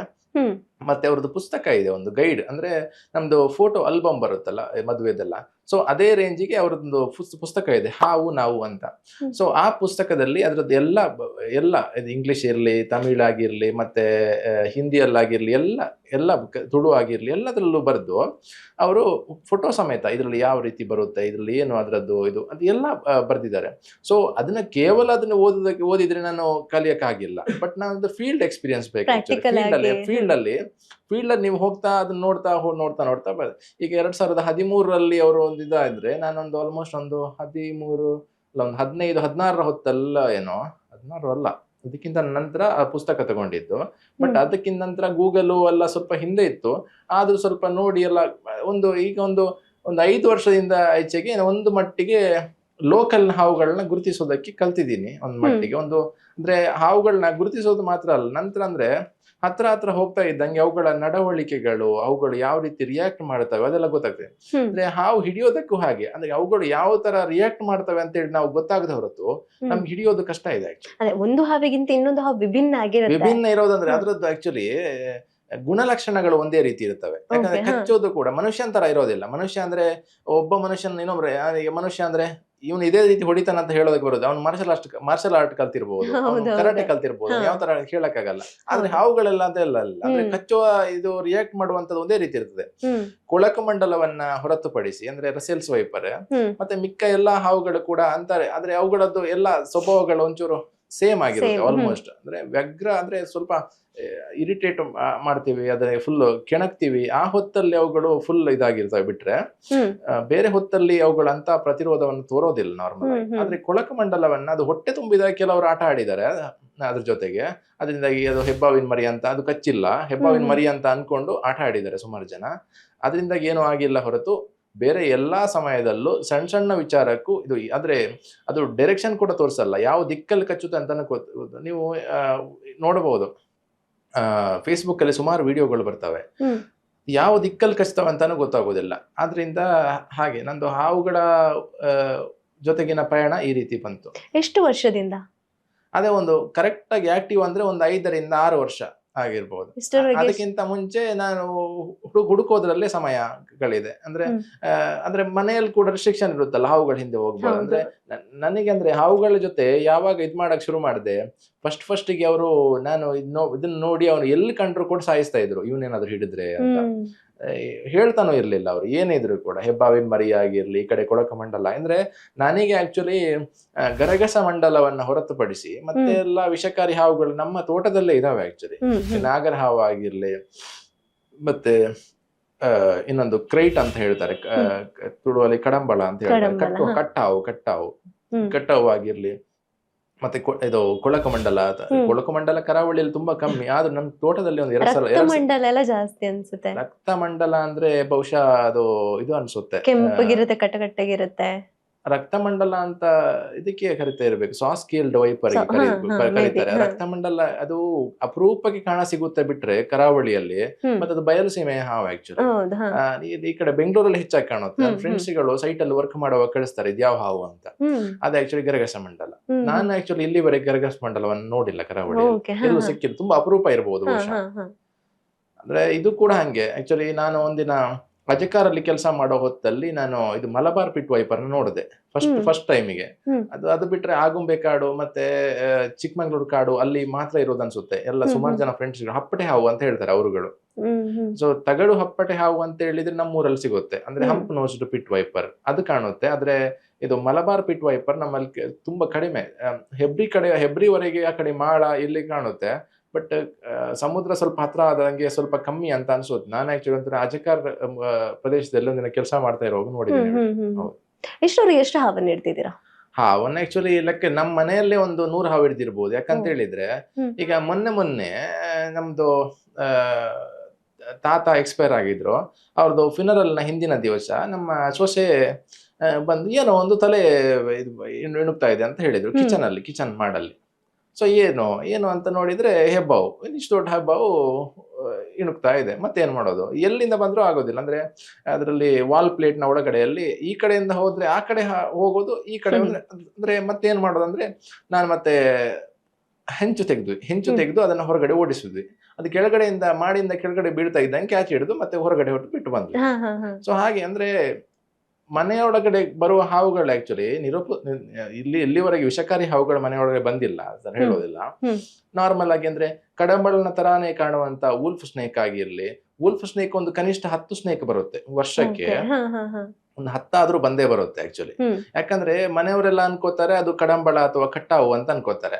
ಆದ್ರೆ ಅದು ವೂಲ್ಫ್ ಸ್ನೇಕ್ ಹಳ್ಳಿಗೆ ಅಂದ್ರೆ ಹಲ್ಲಿ ಬರುತ್ತಲ್ಲ ಮಾಡಲ್ಲ. ಸೊ ಅವುಗಳು ಸಣ್ಣ ಇಲಿ ಮರಿಗಳು ಇವುಗಳನ್ನೆಲ್ಲ ತಿನ್ನೋದಕ್ಕೆ ಬರುತ್ತೆ. ಮತ್ತೆ ಇನ್ನೊಂದು ಮನೆಯೊಳಗಡೆ ಬರುವಂತ ಜಾಸ್ತಿ ಹಾವು ಅಂದ್ರೆ ಇರ್ತಲೆ ಹಾವು ಅಥವಾ ಸ್ಯಾಂಡ್ ಬೋ, ವಿಟೇಕರ್ ಬೋ ಅಂತ ಹೇಳ್ತೇವೆ. ಅದು ನಮ್ಗೆ ಹೆಚ್ಚಿನ ಸಂದರ್ಭದಲ್ಲಿ ಕಾಣುತ್ತೆ. ಈ ಸಲ ಒಂದು 4 ಏನೋ ಕಂಡಿದೆ. ಹೌದು, ಅಂದ್ರೆ ಇಲಿಗಳು ಆಕ್ಚುಲಿ ಮರಿ ಇಡೋ ಹೊತ್ತಲ್ಲಿ ಅದು ಹೆಚ್ಚಾಗಿ ಮನೆಯೊಳಗಡೆ ಬರುತ್ತೆ. ಅಂದ್ರೆ ಕೆಲವರು ತೌಡು ಕಂದೋಡಿ ಅಂತ, ತೌಡು ಅಂದ್ರೆ ನಮ್ದು ಅಕ್ಕಿಯ ಹೊಟ್ಟು ಬರುತ್ತಲ್ಲ, ಅಕ್ಕಿಯ ಹೊಟ್ಟಲ್ಲಿ ಹೊಟ್ಟಿನ ಕಲರ್ ಇರೋದಕ್ಕಿಂತ ಹೊಸದಾಗಿ ಒಂದು ಕನ್ನಡಿ ಹಾವು ಬಂದಿದೆ. ಅಂದ್ರೆ ತೌಡಿನ ಕಲರ್ ಇರುವಂತ ತೌಡು ಕನ್ನಡಿ, ಅಂದ್ರೆ ಅಕ್ಕಿಯ ಹೊಟ್ಟಿನ ಕಲರ್ ಹೊಟ್ಟು ಕನ್ನಡಿ ಕನ್ನಡಿ ಹಾವು ಅಂತ ಗುರುತಿಸಿ ಅದನ್ನ ಕೊಲೆ ಮಾಡಿಬಿಡ್ತಾರೆ. ಅವ್ರುಗಳಿಗೆ ಅದು ಇರ್ತಲೆ ಹಾವು ಅದನ್ನ ಒಂದು ನಿರುಪದ್ರವಿ, ಮತ್ತೆ ಅದನ್ನ ನಾವು ಉಳಿಸ್ಬೇಕು. ನಮ್ಮ ಇಲಿಗಳನ್ನ ಸಂತಾನವನ್ನೆಲ್ಲ ಸ್ವಲ್ಪ ಹತೋಟಿಯಲ್ಲಿಟ್ಟು ನಮ್ಮ ಇದನ್ನ ಅಂದ್ರೆ ಏನು ಪರಿಸರವನ್ನ ಸ್ವಲ್ಪ ಸಮತೋಲನದಲ್ಲಿ ಇಡ್ತವೆ ಅನ್ನುವಂಥದ್ದು ಗೊತ್ತಿರೋದಿಲ್ಲ. ಬಟ್ ಅವರಿಗೆ ನಮ್ಮನ್ನ ನಾವು ಪ್ರೊಟೆಕ್ಷನ್ ಮಾಡಬೇಕು ಅನ್ನೋದ್ರಿಂದ ಎಲ್ರಿಗೂ ಇರೋದಂದ್ರೆ ಮನುಷ್ಯನಿಗೆ ನಮ್ಮನ್ನ ನಾವು ಪ್ರೊಟೆಕ್ಟ್ ಮಾಡಿರ್ಬೇಕಂತ ಹೇಳಿ ಅಷ್ಟೇ. ನೀವು ಯಾವ್ದಾದ್ರು ಒಂದು ಹಾವಿನ ಬಗ್ಗೆ ಏನಾದ್ರೂ ಒಂದು ಮಾಹಿತಿ ಬೇಕಂತ ಹೇಳಿದ್ರೆ ಸೊ ಫಸ್ಟ್ ಬುಕ್ ಅನ್ನ ಏನಾದ್ರು ರೆಫರ್ ಮಾಡ್ತಾರೆ? ಈಗ ಅಂದ್ರೆ ಫಸ್ಟ್ ಗೆ ಮಾಡ್ತಾ ಇದ್ದೆ ಆಕ್ಚುಲಿ. ಹಾಗೆ ಅಂದ್ರೆ ಕೆಲವೊಂದು ಹಾವುಗಳು ಅಂದ್ರೆ ಅದ್ರಲ್ಲಿ ಪಟ್ಟೆಗಳು ಹಂಗೆ ಅದು ಸವಿದಿರುತ್ತೆ ಆಕ್ಚುಲಿ. ಈಗ ಕೆಲವರಿಗೆ ತಮಾಷೆಗೆ ಹೇಳ್ತಾರೆ ನೋಡಿ, ಅವನ್ ದುಡ್ಡೆಲ್ಲ ಎಣಿಸಿ ಕೈದೆಲ್ಲ ಇದು ಹೋಗಿದೆ, ಅದೇ ಬಹುಶಃ ಅದೇ ಆಗಿರ್ಬೋದು. ಅಂದ್ರೆ ಟೈಮ್ ಆದಂಗೆ ಅಂದ್ರೆ ಅದ್ರದ್ದು ಕೆಲವೊಂದು ಸವಿದಿರುತ್ತೆ, ಅಂದ್ರೆ ಡಲ್ ಆಗಿರುತ್ತೆ. ಆ ಹೊತ್ತಲ್ಲಿ ಅದನ್ನ ಐಡೆಂಟಿಫೈ ಮಾಡೋದು ಕಷ್ಟ ಇರುತ್ತೆ. ಸೊ ಒಳ್ಳೆ ಸ್ನೇಕ್ ಎಕ್ಸ್ಪರ್ಟ್ ಗಳು ಏನಂದ್ರೆ ತಲೆಯನ್ನು ನೋಡ್ತಾರೆ, ಬಾಲ ನೋಡ್ತಾರೆ, ಸೈಜ್ ನೋಡ್ತಾರೆ, ಅದ್ ನೋಡಿ ಕೂಡಲೇ ಹೇಳ್ಬಿಡ್ತಾರೆ. ಬಟ್ ನಮಗೆ ಅದ್ರ ಬಿಗಿನಿಂಗ್ ಅಲ್ಲಿ ಗೊತ್ತಿರೋದಿಲ್ಲ ಯಾವ ತರ ಕಂಡು ಹಿಡಿಬೇಕು ಅಂತ.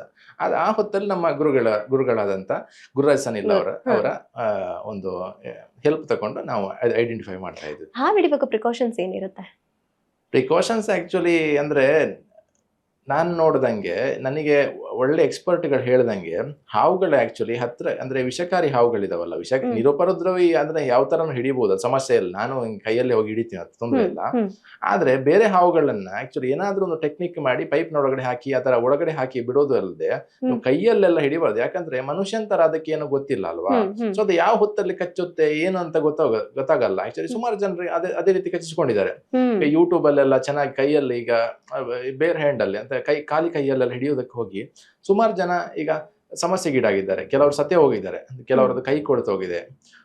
ಅದರಿಂದಾಗಿ ನಾರ್ಮಲ್ ಆಗಿ ಒಂದು ಹುಕ್ ನಾರ್ಮಲ್ ಆಗಿ ಇರುತ್ತಲ್ಲ ಹಿಡಿಯೋದಕ್ಕೆ, ಸೊ ಅದನ್ನ ಕೈಯಲ್ಲಿ ಬೇರ್ ಹ್ಯಾಂಡ್ ಅಲ್ಲಿ ಹಿಡಿದು ಈ ತರ ಎಲ್ಲ ಮಾಡೋದ್ರ ಬದಲು ಒಂದು ಪೈಪ್ನೊಳಗಡೆ ವರ್ಗಾಯಿಸಿ ಆಮೇಲೆ ಅದನ್ನ ಒಂದು ಬ್ಯಾಗ್ನೊಳಗಡೆ ವರ್ಗಾಯಿಸಿ ಅದನ್ನ ಹೊರಗಡೆ ಬಿಡೋದು ಒಳ್ಳೆಯದು. ಅದರಲ್ಲೂ ಈಗ ಸ್ವಲ್ಪ ಸೋಷಿಯಲ್ ಮೀಡಿಯಾದಿಂದ ಹುಚ್ಚಾಟದಿಂದಾಗಿ ಗುಡ್ಡದಲ್ಲೆಲ್ಲ ಹಾವುಗಳನ್ನ ಹಿಡಿದು ನಾನು ಹಾವು ಹಿಡಿದೆ ಅಂತ ಹಾವುಗಳನ್ನ ಹಿಡಿಯೋದು ಅಗತ್ಯತೆ ಇಲ್ಲ. ಮುಖ್ಯವಾಗಿ ಅಂದ್ರೆ ನಾನು ಸುಮಾರು ಜನ ಉತ್ತರ ಕರ್ನಾಟಕ ಕರ್ನಾಟಕದಲ್ಲಿ ಒಬ್ಬರದ್ದು ಬಾರಿ ಫೇಮಸ್ ಆಗಿದ್ದಾರೆ. ಮತ್ತೆ ಅವ್ರದ್ದು ಯಾವಾಗ ನೋಡಿದ್ರು ಗುಡ್ಡದಲ್ಲಿ ಹೊಲದಲ್ಲಿ ಹಾವುಗಳನ್ನ ಹಿಡಿಯೋದು. ಇವನ್ ಇರ್ತಲೆ ಹಾವುಗಳು ಈಗ ನೋಡಿ, ಈಗ ಒಂದು ಹೊಲದಲ್ಲಿ ಈಗ ಒಂದು ಯಾವ್ದಾದ್ರು ಹೊಲದ ಹೊಲ ಇದ್ರೆ ಅಲ್ಲಿ ಇಲಿಗಳ ಕಾಟ ಇರುತ್ತೆ. ಸೊ ಅವುಗಳನ್ನ ತಿನ್ನೋದಕ್ಕೆ ಇವ್ರ ತರ ಹಾವು ಬರುತ್ತೆ, ಇವ್ರು ಅದನ್ನ ಹಿಡಿಯೋದು ತಗೊಂಡು ಹೋಗೋದು. ಅದ್ರ ಕೆಲಸ ಬಿಡ್ಬೇಕಲ್ಲ. ನಾಡಿಗೆ ಬಂದ್ರೆ ಮಾತ್ರ ಇವನ್ ನಾಗರ ಹಾವಿನ ವಿಚಾರನ ಹೇಳಿದ್ರು, ನನ್ನ ಸ್ವಂತ ವಿಚಾರ ಹೇಳುದ, ಬೇರೆಯವ್ರ ವಿಚಾರ ಹೇಳಿದೆ.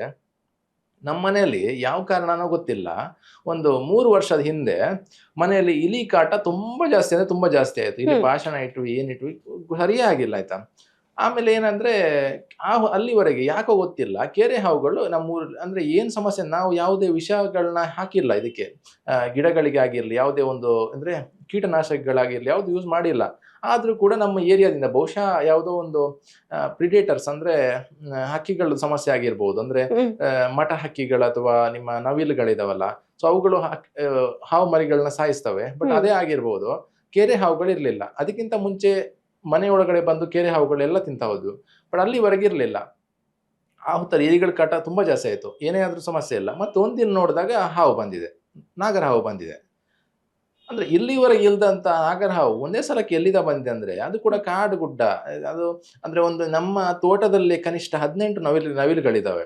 ಅಂದ್ರೆ ಅವುಗಳಲ್ಲಿ ನಾಗರ ಹಾವು ಸಂತಾನೋತ್ಪತ್ತಿ ಮಾಡೋದಕ್ಕೆ ಬಿಡೋದಿಲ್ಲ. ಯಾಕಂತ ಹೇಳಿದ್ರೆ ಮರಿಗಳು ಹೊರಗೆ ಬಂದು ಕೂಡಲೇ ಹುಡುಕಿ ತಿಂದು ಬಿಡ್ತವೆ.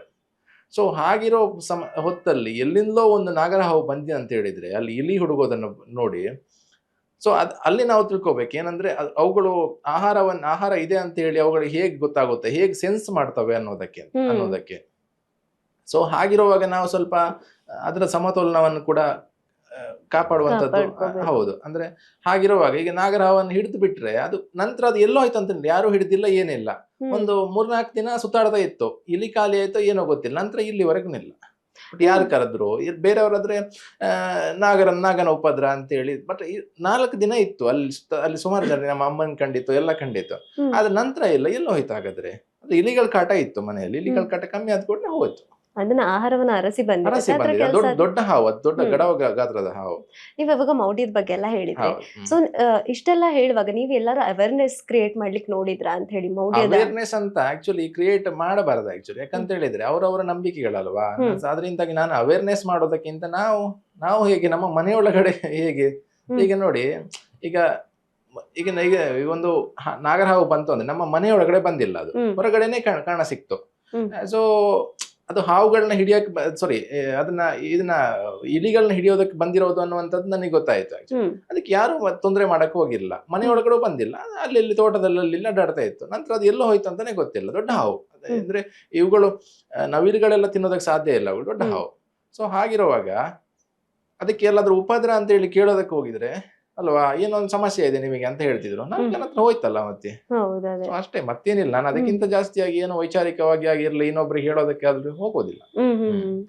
ಹಾವಿನ ಬಗ್ಗೆ ನೀವೆಲ್ಲಾರು ಮಾಹಿತಿಯನ್ನ ಅಥವಾ ವಿಚಾರ ಸಂಕಿರಣವನ್ನ ಆತರ ಏನಾದ್ರು ಮಾಡ್ತೀರಾ? ಇಲ್ಲವಾ, ಅಂತ ಅವಕಾಶಗಳು ಸಿಗ್ಲಿ. ನಾವು ಆ ಲೆವೆಲ್ಗೆ ಬೆಳೆದು ಇಲ್ಲ. ನಮ್ಮ ಒಂದು ಯಾಕಂದ್ರೆ ನಾವು ಈಗ ನೋಡಿ, ಫಾರೆಸ್ಟ್ ನ ಸೈಡ್ ಅಲ್ಲೇ ನಮ್ದು ಜಮೀನ್ ಇರೋದು. ಸೊ ಅಂದ್ರೆ ಕಾಡೇ ಇರೋದು ಅಲ್ಲಿ. ಸೊ ಅಲ್ಲಿರುವಂತ ಜೀವ ವೈವಿಧ್ಯ ಏನಿದಾವೆ ಅವುಗಳನ್ನ ತಿಳ್ಕೊಳ್ಳೋದು ಬಿಟ್ರೆ ಕೇಳಿದವರಿಗೆ ಹೇಳಬಹುದು ನಮಗೆ ಗೊತ್ತಿದ್ದ ಮಟ್ಟಿಗೆ. ಅದು ಬಿಟ್ರೆ ಇನ್ನೊಬ್ರಿಗೆ ಅವೇರ್ನೆಸ್ ಎಲ್ಲ ಹೇಳಬಾರದು ಆಕ್ಚುಲಿ. ಅಂದ್ರೆ ಮೊನ್ನೆ ನಮ್ಮ ರಂಗಭೂಮಿಯ ಬಿಂದು ರಕ್ಷಿತೆ ಮೇಡಮ್ ಒಂದಿನ ಹೇಳಿದ್ರು, ನಾನು ಬ್ರಹ್ಮಾವರದಲ್ಲಿದ್ದೇನೆ, ಬ್ರಹ್ಮಾವರ ಪಕ್ಕನೇ ನಾನೊಂದು ಸೈಟ್ ಮಾಡ್ತಾ ಇದ್ದೇನೆ ಕೆಲಸ. ಸೊ ಅಲ್ಲಿ ಬರ್ತೀರಾ, ಒಂದು ಹಾವುಗಳ ಬಗ್ಗೆ ಒಂಚೂರು ಮಾಹಿತಿ ಕೊಡ್ಬೋದಾ ಅಂತ ಕೇಳಿದ್ರು. ಅದರಿಂದಾಗಿ ನಾನು ಒಂಚೂರು ಸಣ್ಣ ಮಟ್ಟಿಗೆ ಒಂಚೂರು ಮಾಹಿತಿ ಕೊಟ್ಟು ಬಂದೆ. ಮಕ್ಕಳು ಮಾತ್ರ ತುಂಬಾ ಖುಷಿ ಪಟ್ಟು ಪ್ರೊಜೆಕ್ಟರ್ ಅಲ್ಲೆಲ್ಲ ವಿಜುವಲೈಸ್ ಮಾಡಿನೇ ಹೇಳಿರೋದು, ಈ ಹಾವಿಗೆ ಡಿಫ್ರೆನ್ಸ್ ಇದರಿಂದಾಗಿ ಇದೆ, ಕೇವಲ 4 ಮಾತ್ರ ವಿಷಕಾರಿ ಹಾವುಗಳು ಭಾರತದ. ಸೊ ಅವುಗಳನ್ನ ಹೇಳಿದೆ, ತುಂಬಾ ಖುಷಿ ಪಟ್ಟು ಮಕ್ಕಳು. ಆದ್ರೆ ಅವಕಾಶ ಅಂದ್ರೆ ಯಾರಾದ್ರೂ ಕೇಳಿದ್ರೆ ಹೇಳಬಹುದು. ಹೌದು, ಅದೇ ತರ ಅಷ್ಟೇ. ಅಂದ್ರೆ ನಮ್ಮ ಸೀಮಿತ ಒಂದು ಜ್ಞಾನ, ಅದು ಬಿಟ್ರೆ ಎಲ್ಲಾ ತಿಳ್ಕೊಂಡೋದಂದ್ರೆ ಇಲ್ಲ. ಆಕ್ಚುಲಿ ದಿನೇ ಹೊಸ ಹಾವುಗಳು ಪತ್ತೆ ಆಗ್ತಾನೆ ಇರ್ತವೆ. ಅದ್ರಲ್ಲಿ ಜೀವಿಗಳು ಅಷ್ಟೇ ದಿನೇ ಪತ್ತೆ ಆಗ್ತಾನೆ ಇರ್ತವೆ. ನಾವು ತಿಳ್ಕೊಳ್ಳದೆ ಇರುವಂತದ್ದು ಆಕ್ಚುಲಿ ಅನಂತ ಆಗಿದೆ. ಆಲ್ಮೋಸ್ಟ್ ಎಲ್ಲ ಲೇಖಕರ ಜರ್ನಿ ಶುರುವಾಗದೆ ಕತೆ ಅಥವಾ ಕಾವ್ಯ ಪ್ರಕಾರದಿಂದ ಆಗಿರ್ಬೋದು. ಬಟ್ ನೀವು ಡೈರೆಕ್ಟ್ ಆಗಿ ಕಾದಂಬರಿ ಪ್ರಕಾರಕ್ಕೆ ಹೋಗ್ತೀರಾ, ಯಾಕೆ? ಕಾದಂಬರಿ ಅಂದ್ರೆ ನನಗೆ ಮುಖ್ಯವಾದಂತ ಪ್ರೇರಣೆ ಪೂರ್ಣಚಂದ್ರ ತೇಜಸ್ವಿ ಅವರು.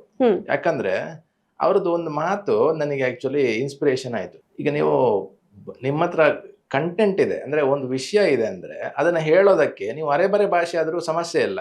ಅಂದ್ರೆ ಮುಂದಿನವನಿಗೆ ಅದು ತಲುಪಿದ್ರೆ ಸಾಕು. ಈಗ ನಮ್ಮ ಇಂಗ್ಲಿಷ್ ನೋಡಿ, ಕೆಲವರದ್ದು ಇಂಗ್ಲಿಷ್ ಸರಿಯಾಗಿ ಬರೋದಿಲ್ಲ ಅವರಿಗೆ, ಆದ್ರೆ ಮುಂದಿನವರಿಗೆ ತಲುಪುತ್ತೆ. ಸೊ ಅದರಿಂದಾಗಿ ನಿಮ್ಮ ಹತ್ರ ಸಾಹಿತ್ಯ ಆಗಿಲ್ಲ, ವಿಷಯ ಇದ್ರೆ ಅದನ್ನ ಗ್ರಾಮರ್ ನೋಡಬೇಡಿ, ನೀವು ಅಕ್ಷರ ತಪ್ಪಾಯ್ತು ಅಂತ ನೋಡಬೇಡಿ, ತಲುಪಿಸಿ.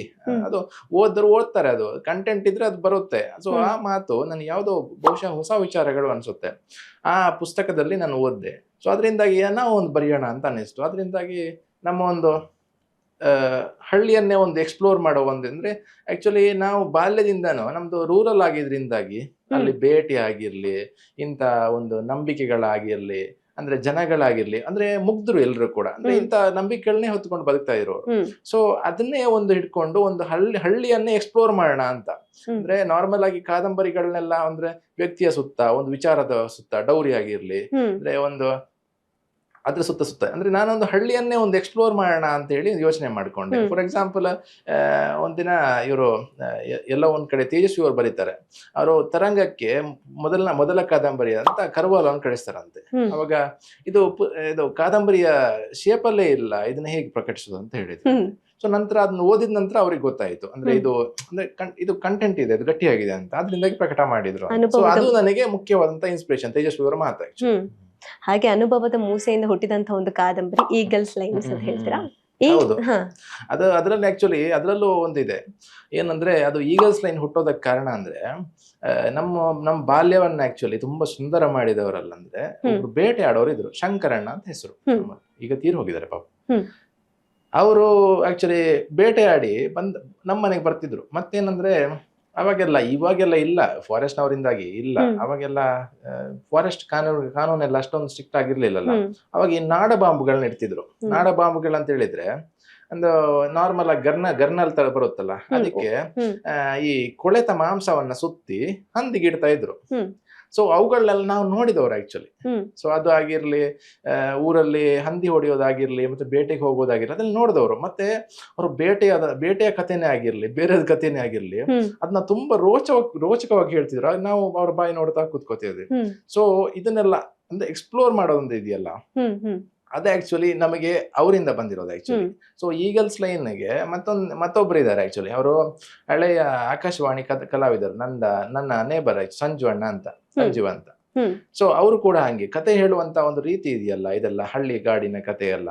ಸೊ ಅವುಗಳನ್ನೆಲ್ಲ ಬಾರಿ ಚೆನ್ನಾಗಿತ್ತು. ಸೊ ಆದ್ರಿಂದಾಗಿ ಒಂದು ಕತೆ ಆದ್ರೆ ನನಗೆ ಈಗಲ್ ಲೈನ್ ಬರೆಯೋದಕ್ಕೂ ಅವರೇ ಆಕ್ಚುಲಿ ಪ್ರೇರಣೆ ಆಕ್ಚುಲಿ. ಒಂದು ಹಳ್ಳಿಯನ್ನ ಎಕ್ಸ್ಪ್ಲೋರ್ ಮಾಡಬೇಕಿತ್ತು ಆಕ್ಚುಲಿ. ಸೊ ಅದಕ್ಕೋಸ್ಕರನೇ ಈ ತರ ಬರ್ತಿರೋದು. ಕಾದಂಬರಿಯ ಕಟ್ಟುವಿಕೆ ಅನ್ನುವಂಥದ್ದೇ ಬಹಳ ಒಂದು ಕಷ್ಟಕರ ಅಂತ ಹೇಳ್ಬೋದು. ಆ ಒಂದು ಪ್ರಕ್ರಿಯೆ ಹೇಗಿತ್ತು ಅಂತ ಹೇಳಿ, ನಿಮ್ಗೆ ಎಲ್ಲಾದ್ರೂ ಕೂಡ ಸಮಸ್ಯೆ ಸವಾಲುಗಳು ಎದುರಾಗಿತ್ತಾ? ಸವಾಲುಗಳಂದ್ರೆ ನಾನು ಆಕ್ಚುಲಿ ಹೆಚ್ಚು ತಲೆ ಕೊಡಿಸ್ಕೊಂಡಿಲ್ಲ. 2018ರಲ್ಲಿ ಒಂದು ಆಕ್ಸಿಡೆಂಟ್ ಆಯ್ತು. ಅದರಿಂದ ಸುಮಾರು ಒಂದು 6-7 ತಿಂಗಳು ಹಾಸಿಗೆಯಲ್ಲಿ ಬೀಳೋ ತರ ಆಯ್ತು. ಆವಾಗ ನನಗೆ ಆಕ್ಚುಲಿ ಈ ಒಂದು ಕಾದಂಬರಿ ಬರೀಬೇಕು ಅಂತ, ಅದೇ ಆಕ್ಚುಲಿ ನಾನು ಕರ್ವಾಲೋ ಕಾದಂಬರಿಯನ್ನು ಆಲ್ಮೋಸ್ಟ್ 2012ರ ಹೊತ್ತಲ್ಲಿ ನಾನು ಸುಮಾರು ಒಂದು 50 ಸಲ ಓದಿ ಇಟ್ಟಿದ್ದೆ. ಸೊ ನನಗೆ ಇಂಥದ್ದೇ ಒಂದು ಬರೀಬೇಕು ಅಂತ ಇತ್ತು. ಬಟ್ ನನಗೆ 18ರ ಹೊತ್ತಿಗೆ ಮನುಷ್ಯ ಅಂದ್ರೆ ಹಾಗೆ ಮಲ್ಕೊಂಡಿರೋ ಹೊತ್ತಲ್ಲಿ ಅವನ ತಲೆಯಲ್ಲಿ ಏನೋ ಒಂದು ಯೋಚನೆ ಬರ್ತಾ ಇರುತ್ತೆ. ಸುಮ್ಮನೆ ಮಲ್ಕೊಂಡಿರೋ ಹೇಳಕ್ಕಾಗಲ್ಲ ಸುಮ್ಮನೆ. ಸೊ ಆ ಹೊತ್ತಲ್ಲಿ ಒಂದು ಯೋಚನೆ ಬಂತು, ಇಂಥದ್ದು ಬರೀಬೇಕು ಅಂತ.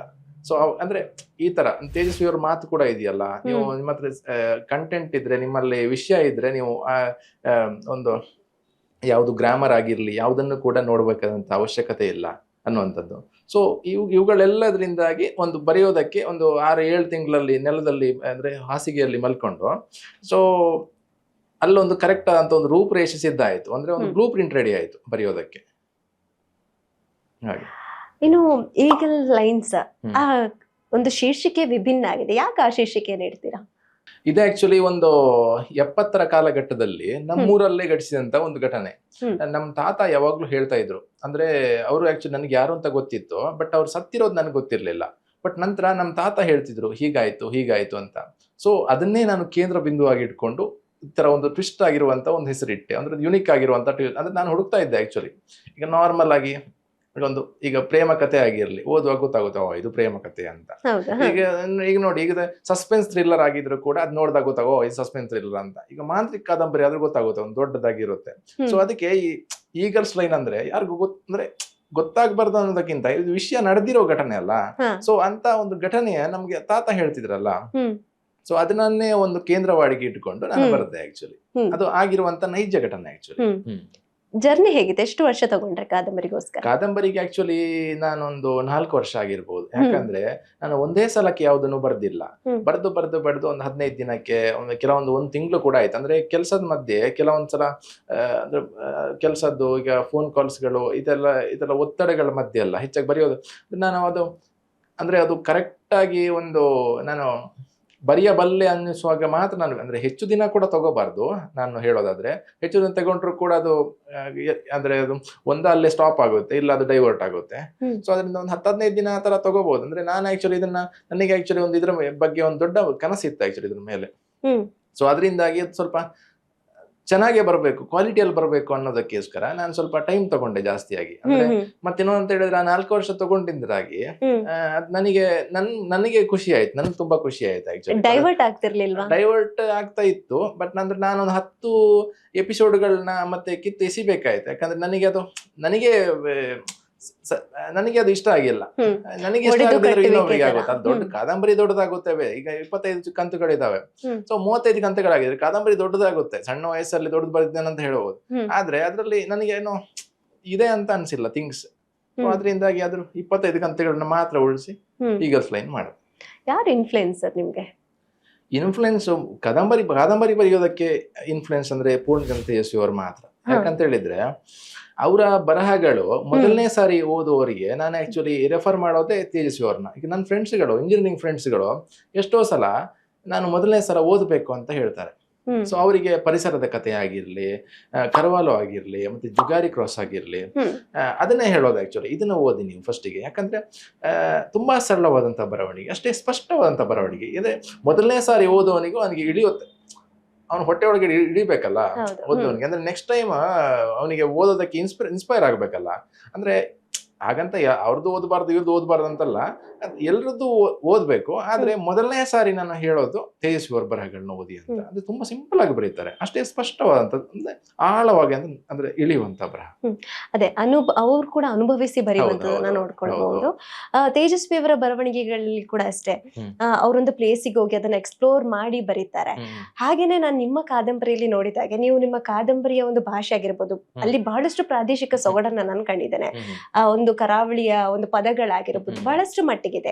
ಇದು ನಿಮ್ಗೆ ಇನ್ಫ್ಲೂಯೆನ್ಸ್ ಆಗಿದೆ ಅಥವಾ ನೀವೇ ಅಡಾಪ್ಟ್ ಮಾಡ್ಕೊಂಡ್ರಾ? ಇಲ್ಲ, ಮುಖ್ಯವಾಗಿ ಅಂದ್ರೆ ಆಕ್ಚುಲಿ ನನಗೆ ನಾರ್ತ್ ಕರ್ನಾಟಕದವರು ಇನ್ಫ್ಲೂಯೆನ್ಸ್ ಇದಕ್ಕೆ. ನಾರ್ತ್ ಕರ್ನಾಟಕದ ನಾನು ಕೆಲವೊಂದು ಕಥೆಗಳನ್ನಾಗಿರ್ಲಿ ಕಾದಂಬರಿಗಳನ್ನ ಓದುವಾಗ ಅವರು ಆ ಪ್ರಾದೇಶಿಕ ಸೊಗಡನ್ನ ಬಿಟ್ಟುಕೊಡೋದಿಲ್ಲ. ಈಗ ನಾರ್ತ್ ಕರ್ನಾಟಕ ಕಥೆಗಳು ನಂಗೆ ಭಾರಿ ಖುಷಿ ಆಗೋದು ಓದೋದಕ್ಕೆ, ಯಾಕಂದ್ರೆ ಆ ಒಂದು ಪ್ರಾದೇಶಿಕತೆ ಇರುತ್ತೆ. ನನ್ಗೆ ಮತ್ತೆ ಮುಖ್ಯವಾಗಿ ನಂಗೆ ಫ್ರಾಂಕ್ ಆಗಿ ಹೇಳ್ಬೇಕಂದ್ರೆ ತುಂಬಾ ಗ್ರಾಂಥಿಕವಾಗಿ ಬರೀತಾರೆ ನೋಡಿ. ನಾವು ಕರಾವಳಿಯಲ್ಲಿ ಮಾತಾಡುವಾಗ್ಲೂ ಅಷ್ಟೇ ತುಂಬಾ ಗ್ರಾಂಥಿಕವಾಗಿ ಮಾತಾಡ್ತೇವೆ. ಅಂದ್ರೆ ಪುಸ್ತಕದಲ್ಲಿ ಯಾವ ತರ ಇದೆ ಅದೇ ಇದೇ ದಾಟಿಯಲ್ಲಿ ಹೋಗ್ಬೇಕಂತ. ಬಟ್ ನನಗೆ ಈಗ ತೇಜಸ್ವಿ ಅವ್ರ ಮಾತಂತೆ ನನಗೆ ಅದೇ ದಾಟಿಯಲ್ಲಿ ಹೋಗ್ಬೇಕಂದ್ರೆ ಒಂದು ಸಾಹಿತ್ಯದಲ್ಲಿ ಹೋದ್ರೆ ಆಯ್ತು. ಒಟ್ಟಾರೆಯಾಗಿ ಪ್ರಾದೇಶಿಕವಾಗಿ ಈಗ ಈಗ ಔಟ್ಸೈಡ್ ಓದ್ದವ್ರಿಗೆ ಗೊತ್ತಾಗುತ್ತೆ ಇದು ಮಂಗಳೂರು ಭಾಷೆ ಅಂತ, ಮಂಗಳೂರು ಕಥೆ ಅಂತ. ಆ ಪ್ರಾದೇಶಿಕವಾಗಿ ಓದ್ದವನಿಗೆ ಅದು ನಮ್ಮದೇ ಮನೆಯ ಕತೆ, ನಮ್ದೇ ನೇಬರ್ನ ಕತೆ ಆ ತರ ಅನಿಸ್ಬೇಕು. ಯಾಕಂದ್ರೆ ನನಗೆ ಈಗಲ್ಸ್ ಲೈನ್ ಕರಾವಳಿಯದ ಒಂದು ಬೇಜಾರಂದ್ರೆ ಕರಾವಳಿಯವರು ತುಂಬಾ ಕಮ್ಮಿ ಜನ ಓದಿದ್ದಾರೆ. ಕನಿಷ್ಠ ಒಂದು 100 ಜನ ಓದಿರ್ಬೋದು, ಆದ್ರೆ ಒಂದು 5-10 ಜನ ನನಗೆ ಹೇಳಿದ್ದಾರೆ.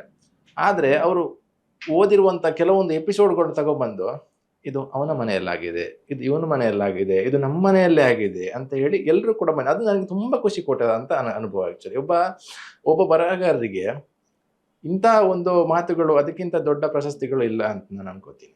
ಅನುಭವದ ಮೂಸೆಯೊಳಗಿಂದ ಯಾವಾಗ ಒಂದು ಕಾದಂಬರಿ ಬರುತ್ತೆ ಅದು ನಾವು ಜೀವಿಸಿದನ್ನ ಒಂದು ಹೇಳುತ್ತ ಅನ್ಸುತ್ತೆ ಅಲ್ವಾ? ನಾವ್ ಹೇಗೆ ಜೀವಿಸಿದೇವೆ ಅಂತ ಅದು ಬೇಗ ಕನೆಕ್ಟ್ ಆಗುತ್ತೆ ಅನ್ಸುತ್ತೆ. ಸೊ ಪ್ರತಿಯೊಂದು ಕೂಡ ಅದರಲ್ಲಿ ಒಂದು ಇದು ಬರುತ್ತೆ ಆಕ್ಚುಲಿ, ಅಂದ್ರೆ ಓದಿದ್ರೆ ಗೊತ್ತಾಗುತ್ತೆ. ಸೊ ಅದು ಆಕ್ಚುಲಿ ಒಂದು ಸಮುದಾಯದವರನ್ನ ಕರಾವಳಿಯಲ್ಲಿ ನಡೆಸಿಕೊಟ್ಟಂತ ಒಂದು 10-20 ವರ್ಷದ ಹಿಂದೆ ನಡೆಸ್ಕೊಂಡ, ಇವಾಗ್ಲೂ ನಡೆಸ್ಕೊತಾರೆ ಕೆಲವು ಗುಟ್ಟಾಗಿ. ಸೊ ನಡೆಸ್ಕೊಂಡಂತ ಒಂದು ಪರಿ. ಸೊ ಅದನ್ನ ಓದಿದಾಗ ನನ್ಗೆ ಎಷ್ಟೋ ಜನ ಬಂದು ಕಣ್ಣೀರ್ ಹಾಕಿದ್ರು, ಹೆಣ್ಮಕ್ಳು ಎಸ್ಪೆಷಲಿ. ನಂದು ಇದ್ರಲ್ಲೂ ಅಂದ್ರೆ ನನ್ನ ಸೀಮಂತದಲ್ಲೂ ಈ ತರ ಆಗಿತ್ತು, ಈ ತರ ಮಾಡಿದ್ರು, ನನಗೆ ಇವಾಗ ಬೇಜಾರಾಗುತ್ತೆ, ಅದು ಮಾಡ್ಲೇಬಾರ್ದು ಅಂತ ನಾನು ಹೇಳ್ತಿದ್ದೆ, ಇವಾಗ ಗೊತ್ತದು ನಿನ್ ಕಾದಂಬರಿ. ಸೊ ಅದಕ್ಕಿಂತ ದೊಡ್ಡ ನಮಗೆ ಏನು ಬೇಕಾಗಿಲ್ಲ. ಒಬ್ಬ ಬರೆದು ಅದು ತಪ್ಪು ಅಂತೇಳಿ ಅವನಿಗೆ ಕಾದಂಬರಿ ಓದಿ ಅಷ್ಟು ಅಂದ್ರೆ ಅವ್ರ ಮಕ್ಕಳು ಒಂದು 20-25 ವರ್ಷ ಆಗಿದೆ. ಅದ್ರ ನಂತರ ನನ್ನ ಸೀಮಂತದಲ್ಲಿ ಈ ರೀತಿ ಮಾಡಿದೀವಿ, ನಾವು ಒಂದು ಸಮುದಾಯದವರಿಗೆ ಈ ರೀತಿ ಇದು ಮಾಡಿದೀವಿ ಅಂತ ಅವರಿಗೆ ಪಾಪ ಪ್ರಜ್ಞೆಯನ್ನು ಕಾಡುತ್ತಲ್ಲ, ಅದು ನನಗೆ ನನ್ನ ಸಕ್ಸಸ್. ಅದು ಮತ್ತೆ ಅದಕ್ಕಿಂತ ನಾನು ಜಾಸ್ತಿಯಾಗಿ ಏನು ಸಕ್ಸಸ್ ಬೇಕಾಗಿಲ್ಲ ನನಗೆ. ನೀವು ಹೊಸತನಕ್ಕೆ ತೆರೆದುಕೊಳ್ತೀರಾ ಸರ್? ಖಂಡಿತ ಹೊಸತನಕ್ಕೆ ತೆರೆದುಕೋಬಹುದು ಖಂಡಿತ. ಯಾಕಂದ್ರೆ ಈಗ ನಾನು ಹೇಳೋದಾದ್ರೆ ನಾನು ಹಳ್ಳಿಗಾಡಲ್ಲಿ ಬದುಕೋದು. ಈಗ ಎಲ್ಲೇ ಸುತ್ತಿರ್ಲಿ, ಈಗ ಕರ್ನಾಟಕ ಆಗಿರ್ಲಿ, ಈಗ ಇಲ್ಲಿ ಬೆಂಗಳೂರಲ್ಲಿ ಇದ್ದೀನಿ, ಇಡೀ ಭಾರತ ಸುತ್ತಿ ಬಂದ್ರು ಕೊನೆಯದಾಗಿ ನಾನು ಹೋಗೋದು ಹಳ್ಳಿಗಾಡಿಗಲ್ವಾ. ಆದ್ರೆ ಹೊಸತನಕ್ಕೆ ಇವತ್ತಿಗೆ ತೆರೆದುಕೊಳ್ಳೇಬೇಕು ಅಂತ ಅನಿವಾರ್ಯತೆ ಇದೆ. ಹೌದು, ತೆರೆದುಕೊಳ್ಳೇಬೇಕು. ಅದೇ ಒಂದು ಗಾದೆ ಇದೆ, ಕೋಶ ಓದಿ ನೋಡು, ದೇಶ ಸುತ್ತಿ ನೋಡು ಅಂತ ಹೇಳಿ. ನೀವು ಬಹಳಷ್ಟು ಪ್ಲೇಸ್ ಗಳನ್ನ ಕವರ್ ಮಾಡಿದ್ದೀರಾ. ಒಬ್ಬ ಪ್ರವಾಸಿಗನಾಗಿ ಒಂದು ಪ್ಲೇಸ್ಗೆ ವಿಸಿಟ್ ಕೊಡುವುದಕ್ಕೂ ಪ್ರಯಾಣಿಕನಾಗಿ ಒಂದು ಪ್ಲೇಸ್ಗೆ ವಿಸಿಟ್ ಕೊಡುವುದಕ್ಕೂ ಬಹಳಷ್ಟು ವ್ಯತ್ಯಾಸ ಇದೆ. ನೀವು ಪ್ರಯಾಣಿಕನ? ನಾನು ಆಕ್ಚುಲಿ ಪ್ರಯಾಣಿಕ ಎರಡೂ ಅಂತ ಹೇಳ್ಬೋದು. ಮುಖ್ಯವಾಗಿ ಅಂದ್ರೆ ನಾನು ಆಕ್ಚುಲಿ ಒಂದು ಪ್ರದೇಶಕ್ಕೆ ಹೋದಾಗ ಈಗ ಅದ್ರದ್ದು ಜಿಯೋಗ್ರಫಿ ಆಗಿರ್ಲಿ, ಅದ್ರದ್ದು ಸಾಯಿಲ್ ಫಾರ್ಮೇಶನ್ ಆಗಿರ್ಲಿ, ಮತ್ತೆ ಆ ಊರಿನ ಒಂದು ಆಚಾರ ವಿಚಾರಗಳಾಗಿರ್ಲಿ, ಜನಗಳಾಗಿರ್ಲಿ, ಅಂದ್ರೆ ಅದನ್ನ ತಿಳ್ಕೊಳ್ಳೋದಕ್ಕೆ ನನಗೆ ಆಕ್ಚುಲಿ ಒಂದು ತುಡಿತ ಇರುತ್ತೆ. ಆಕ್ಚುಲಿ ಮುಖ್ಯವಾಗಿ ಅಂದ್ರೆ ಕೆಲವರು ಟ್ರಾವೆಲ್ ಮಾಡೋ ಹೊತ್ತಲ್ಲಿ ಸುಮ್ಮನೆ ಕುತ್ಕೊಂಡಿರುತ್ತೆ, ಎಲ್ಲ ಮಲ್ಕೊಂಡಿರುತ್ತೆ. ನಾನು ದಿಟ್ಟಿಸ್ತಾ ಇರ್ತೀನಿ, ಅಂದ್ರೆ ಹೊರಗಡೆ ದಿಟ್ಟಿಸ್ತಾ ಇರುತ್ತೆ. ಅಂದ್ರೆ ಇಲ್ಲಿದು ಟೋಪೋಗ್ರಫಿ, ಜಿಯೋಗ್ರಫಿ ಹೇಗಿದೆ, ಇಲ್ಲಿದು ಸಾಯಿಲ್ ಅಂದ್ರೆ ಇಲ್ಲಿ ಸಸ್ಯಗಳು ಯಾವ ತರ ಇದೆ, ಜನ ಯಾವ ತರ ಇದ್ದಾರೆ, ಅಲ್ಲಿ ಆಚಾರ ವಿಚಾರಗಳು ಅಂದ್ರೆ ಎಲ್ಲ ಸಿಕ್ಕಿಬಿಟ್ರೆ, ಎಲ್ಲಾದ್ರೊಂದು ಫಂಕ್ಷನ್ ಇದೆ ಅಂದ್ಕೊಂಡ್ರೆ, ಈಗ ಫಾರ್ ಎಕ್ಸಾಂಪಲ್ ನಾನು ಹಿಮಾಚಲ್ ಪ್ರದೇಶಕ್ಕೆ ಹೋದಾಗ್ಲೇ ಅಲ್ಲೊಂದು ಫಂಕ್ಷನ್ ನಡೀತಾ ಇತ್ತು, ಮದುವೆ ಅಂತೆ. ಸೊ ಮದುವೆ ಹೋದಾಗ್ಲೇ ನನಗೆ ಇಲ್ಲ ಇದು ಹೋಗ್ಬೇಕು, ಎಲ್ಲರೂ ಕೂಡ ನೋಡೋದಕ್ಕೆ ಹೋದ್ರು, ಬಟ್ ನಾನು ಮದುವೆಗೆ ಹೋದೆ ನೇರವಾಗಿ. ಅಂದ್ರೆ ನನಗೆ ಹೇಳಿದ್ರು ಬನ್ನಿ ನೂಡಲ್ಸ್ ತರ ಏನೋ ಇದೆ, ಬಟ್ ಅದೆಲ್ಲ ತಿಂದಿಲ್ಲ ನಾನು. ಆದ್ರೂ ಕೂಡ ಬನ್ನಿ ನೀವು ತಿನ್ನಿ ಅಂತ ಹೇಳಿ ಆದ್ರಂತ ಕರ್ಕೊಂಡೋದ್ರು. ಸೊ ಅಂದ್ರೆ ಆ ಒಂದು ಪ್ರಾದೇಶಿಕ ಒಂದು ಸೊಗಡನ್ನ ನನಗೆ ಆಕ್ಚುಲಿ ಆ ಒಂದು ಆಚಾರ ವಿಚಾರಗಳನ್ನೆಲ್ಲ ತಿಳ್ಕೊಳ್ಳೋದು ಇದೆಯಲ್ಲ, ಅದು ಒಂದು ತುಂಬಾ ಕುತೂಹಲ ನನಗೆ. ಅದ್ ನಿಮ್ ಬರವಣಿಗೆಯಲ್ಲಿ ಇನ್ಫ್ಲುಯೆನ್ಸ್ ಆಗತ್ತಾ? ಬರವಣಿಗೆಯಲ್ಲಿ ಅಂದ್ರೆ ಪ್ರವಾಸ ಕಥನ ಬರೆದ್ರೆ ಇನ್ಫ್ಲುಯೆನ್ಸ್ ಆಗುತ್ತೆ ಖಂಡಿತ. ನಾನು ಕೆಲವೊಂದು ಪ್ರವಾಸ ಕಥನ ಅಂದ್ರೆ ಪೇಪರ್ ಕೇಳಿದಾಗ ಕೆಲವೊಂದು ಬರ್ದಿದ್ದೀನಿ, ಬಿಟ್ರೆ ಚಿಚ್ಚೇನು ಬರ್ದಿದ್ದೀನಿ, ಒಂದೆರಡು ಅಷ್ಟೇ ಬರ್ದಿರೋದು. ಬಹುಶಃ ಒಂದಿನ ಇದೇ ತರ ಟೂರ್ ಹೋಗ್ತಾ ಹೋಗ್ತಾ ಒಂದು 10-20 ವರ್ಷ ಟೂರ್ ಹೋಗಿ ಬಹುಶಃ ಒಂದು ಪುಸ್ತಕ ಮಾಡಬಹುದು ಏನೋ, ಬಹುಶಃ ಪ್ರವಾಸ ಕಥನ ಅಂತ. ಇಲ್ಲಿವರೆಗೆ ನನಗೆ ಆ ಒಂದು ಥಿಂಕಿಂಗ್ ಬಂದಿಲ್ಲ. ಮುಂದೆ ಬರ್ಬೋದು ಅಂತ. ಎಷ್ಟು ಪ್ಲೇಸಸ್ ಅನ್ನ ಕವರ್ ಮಾಡಿದ್ಯಾ?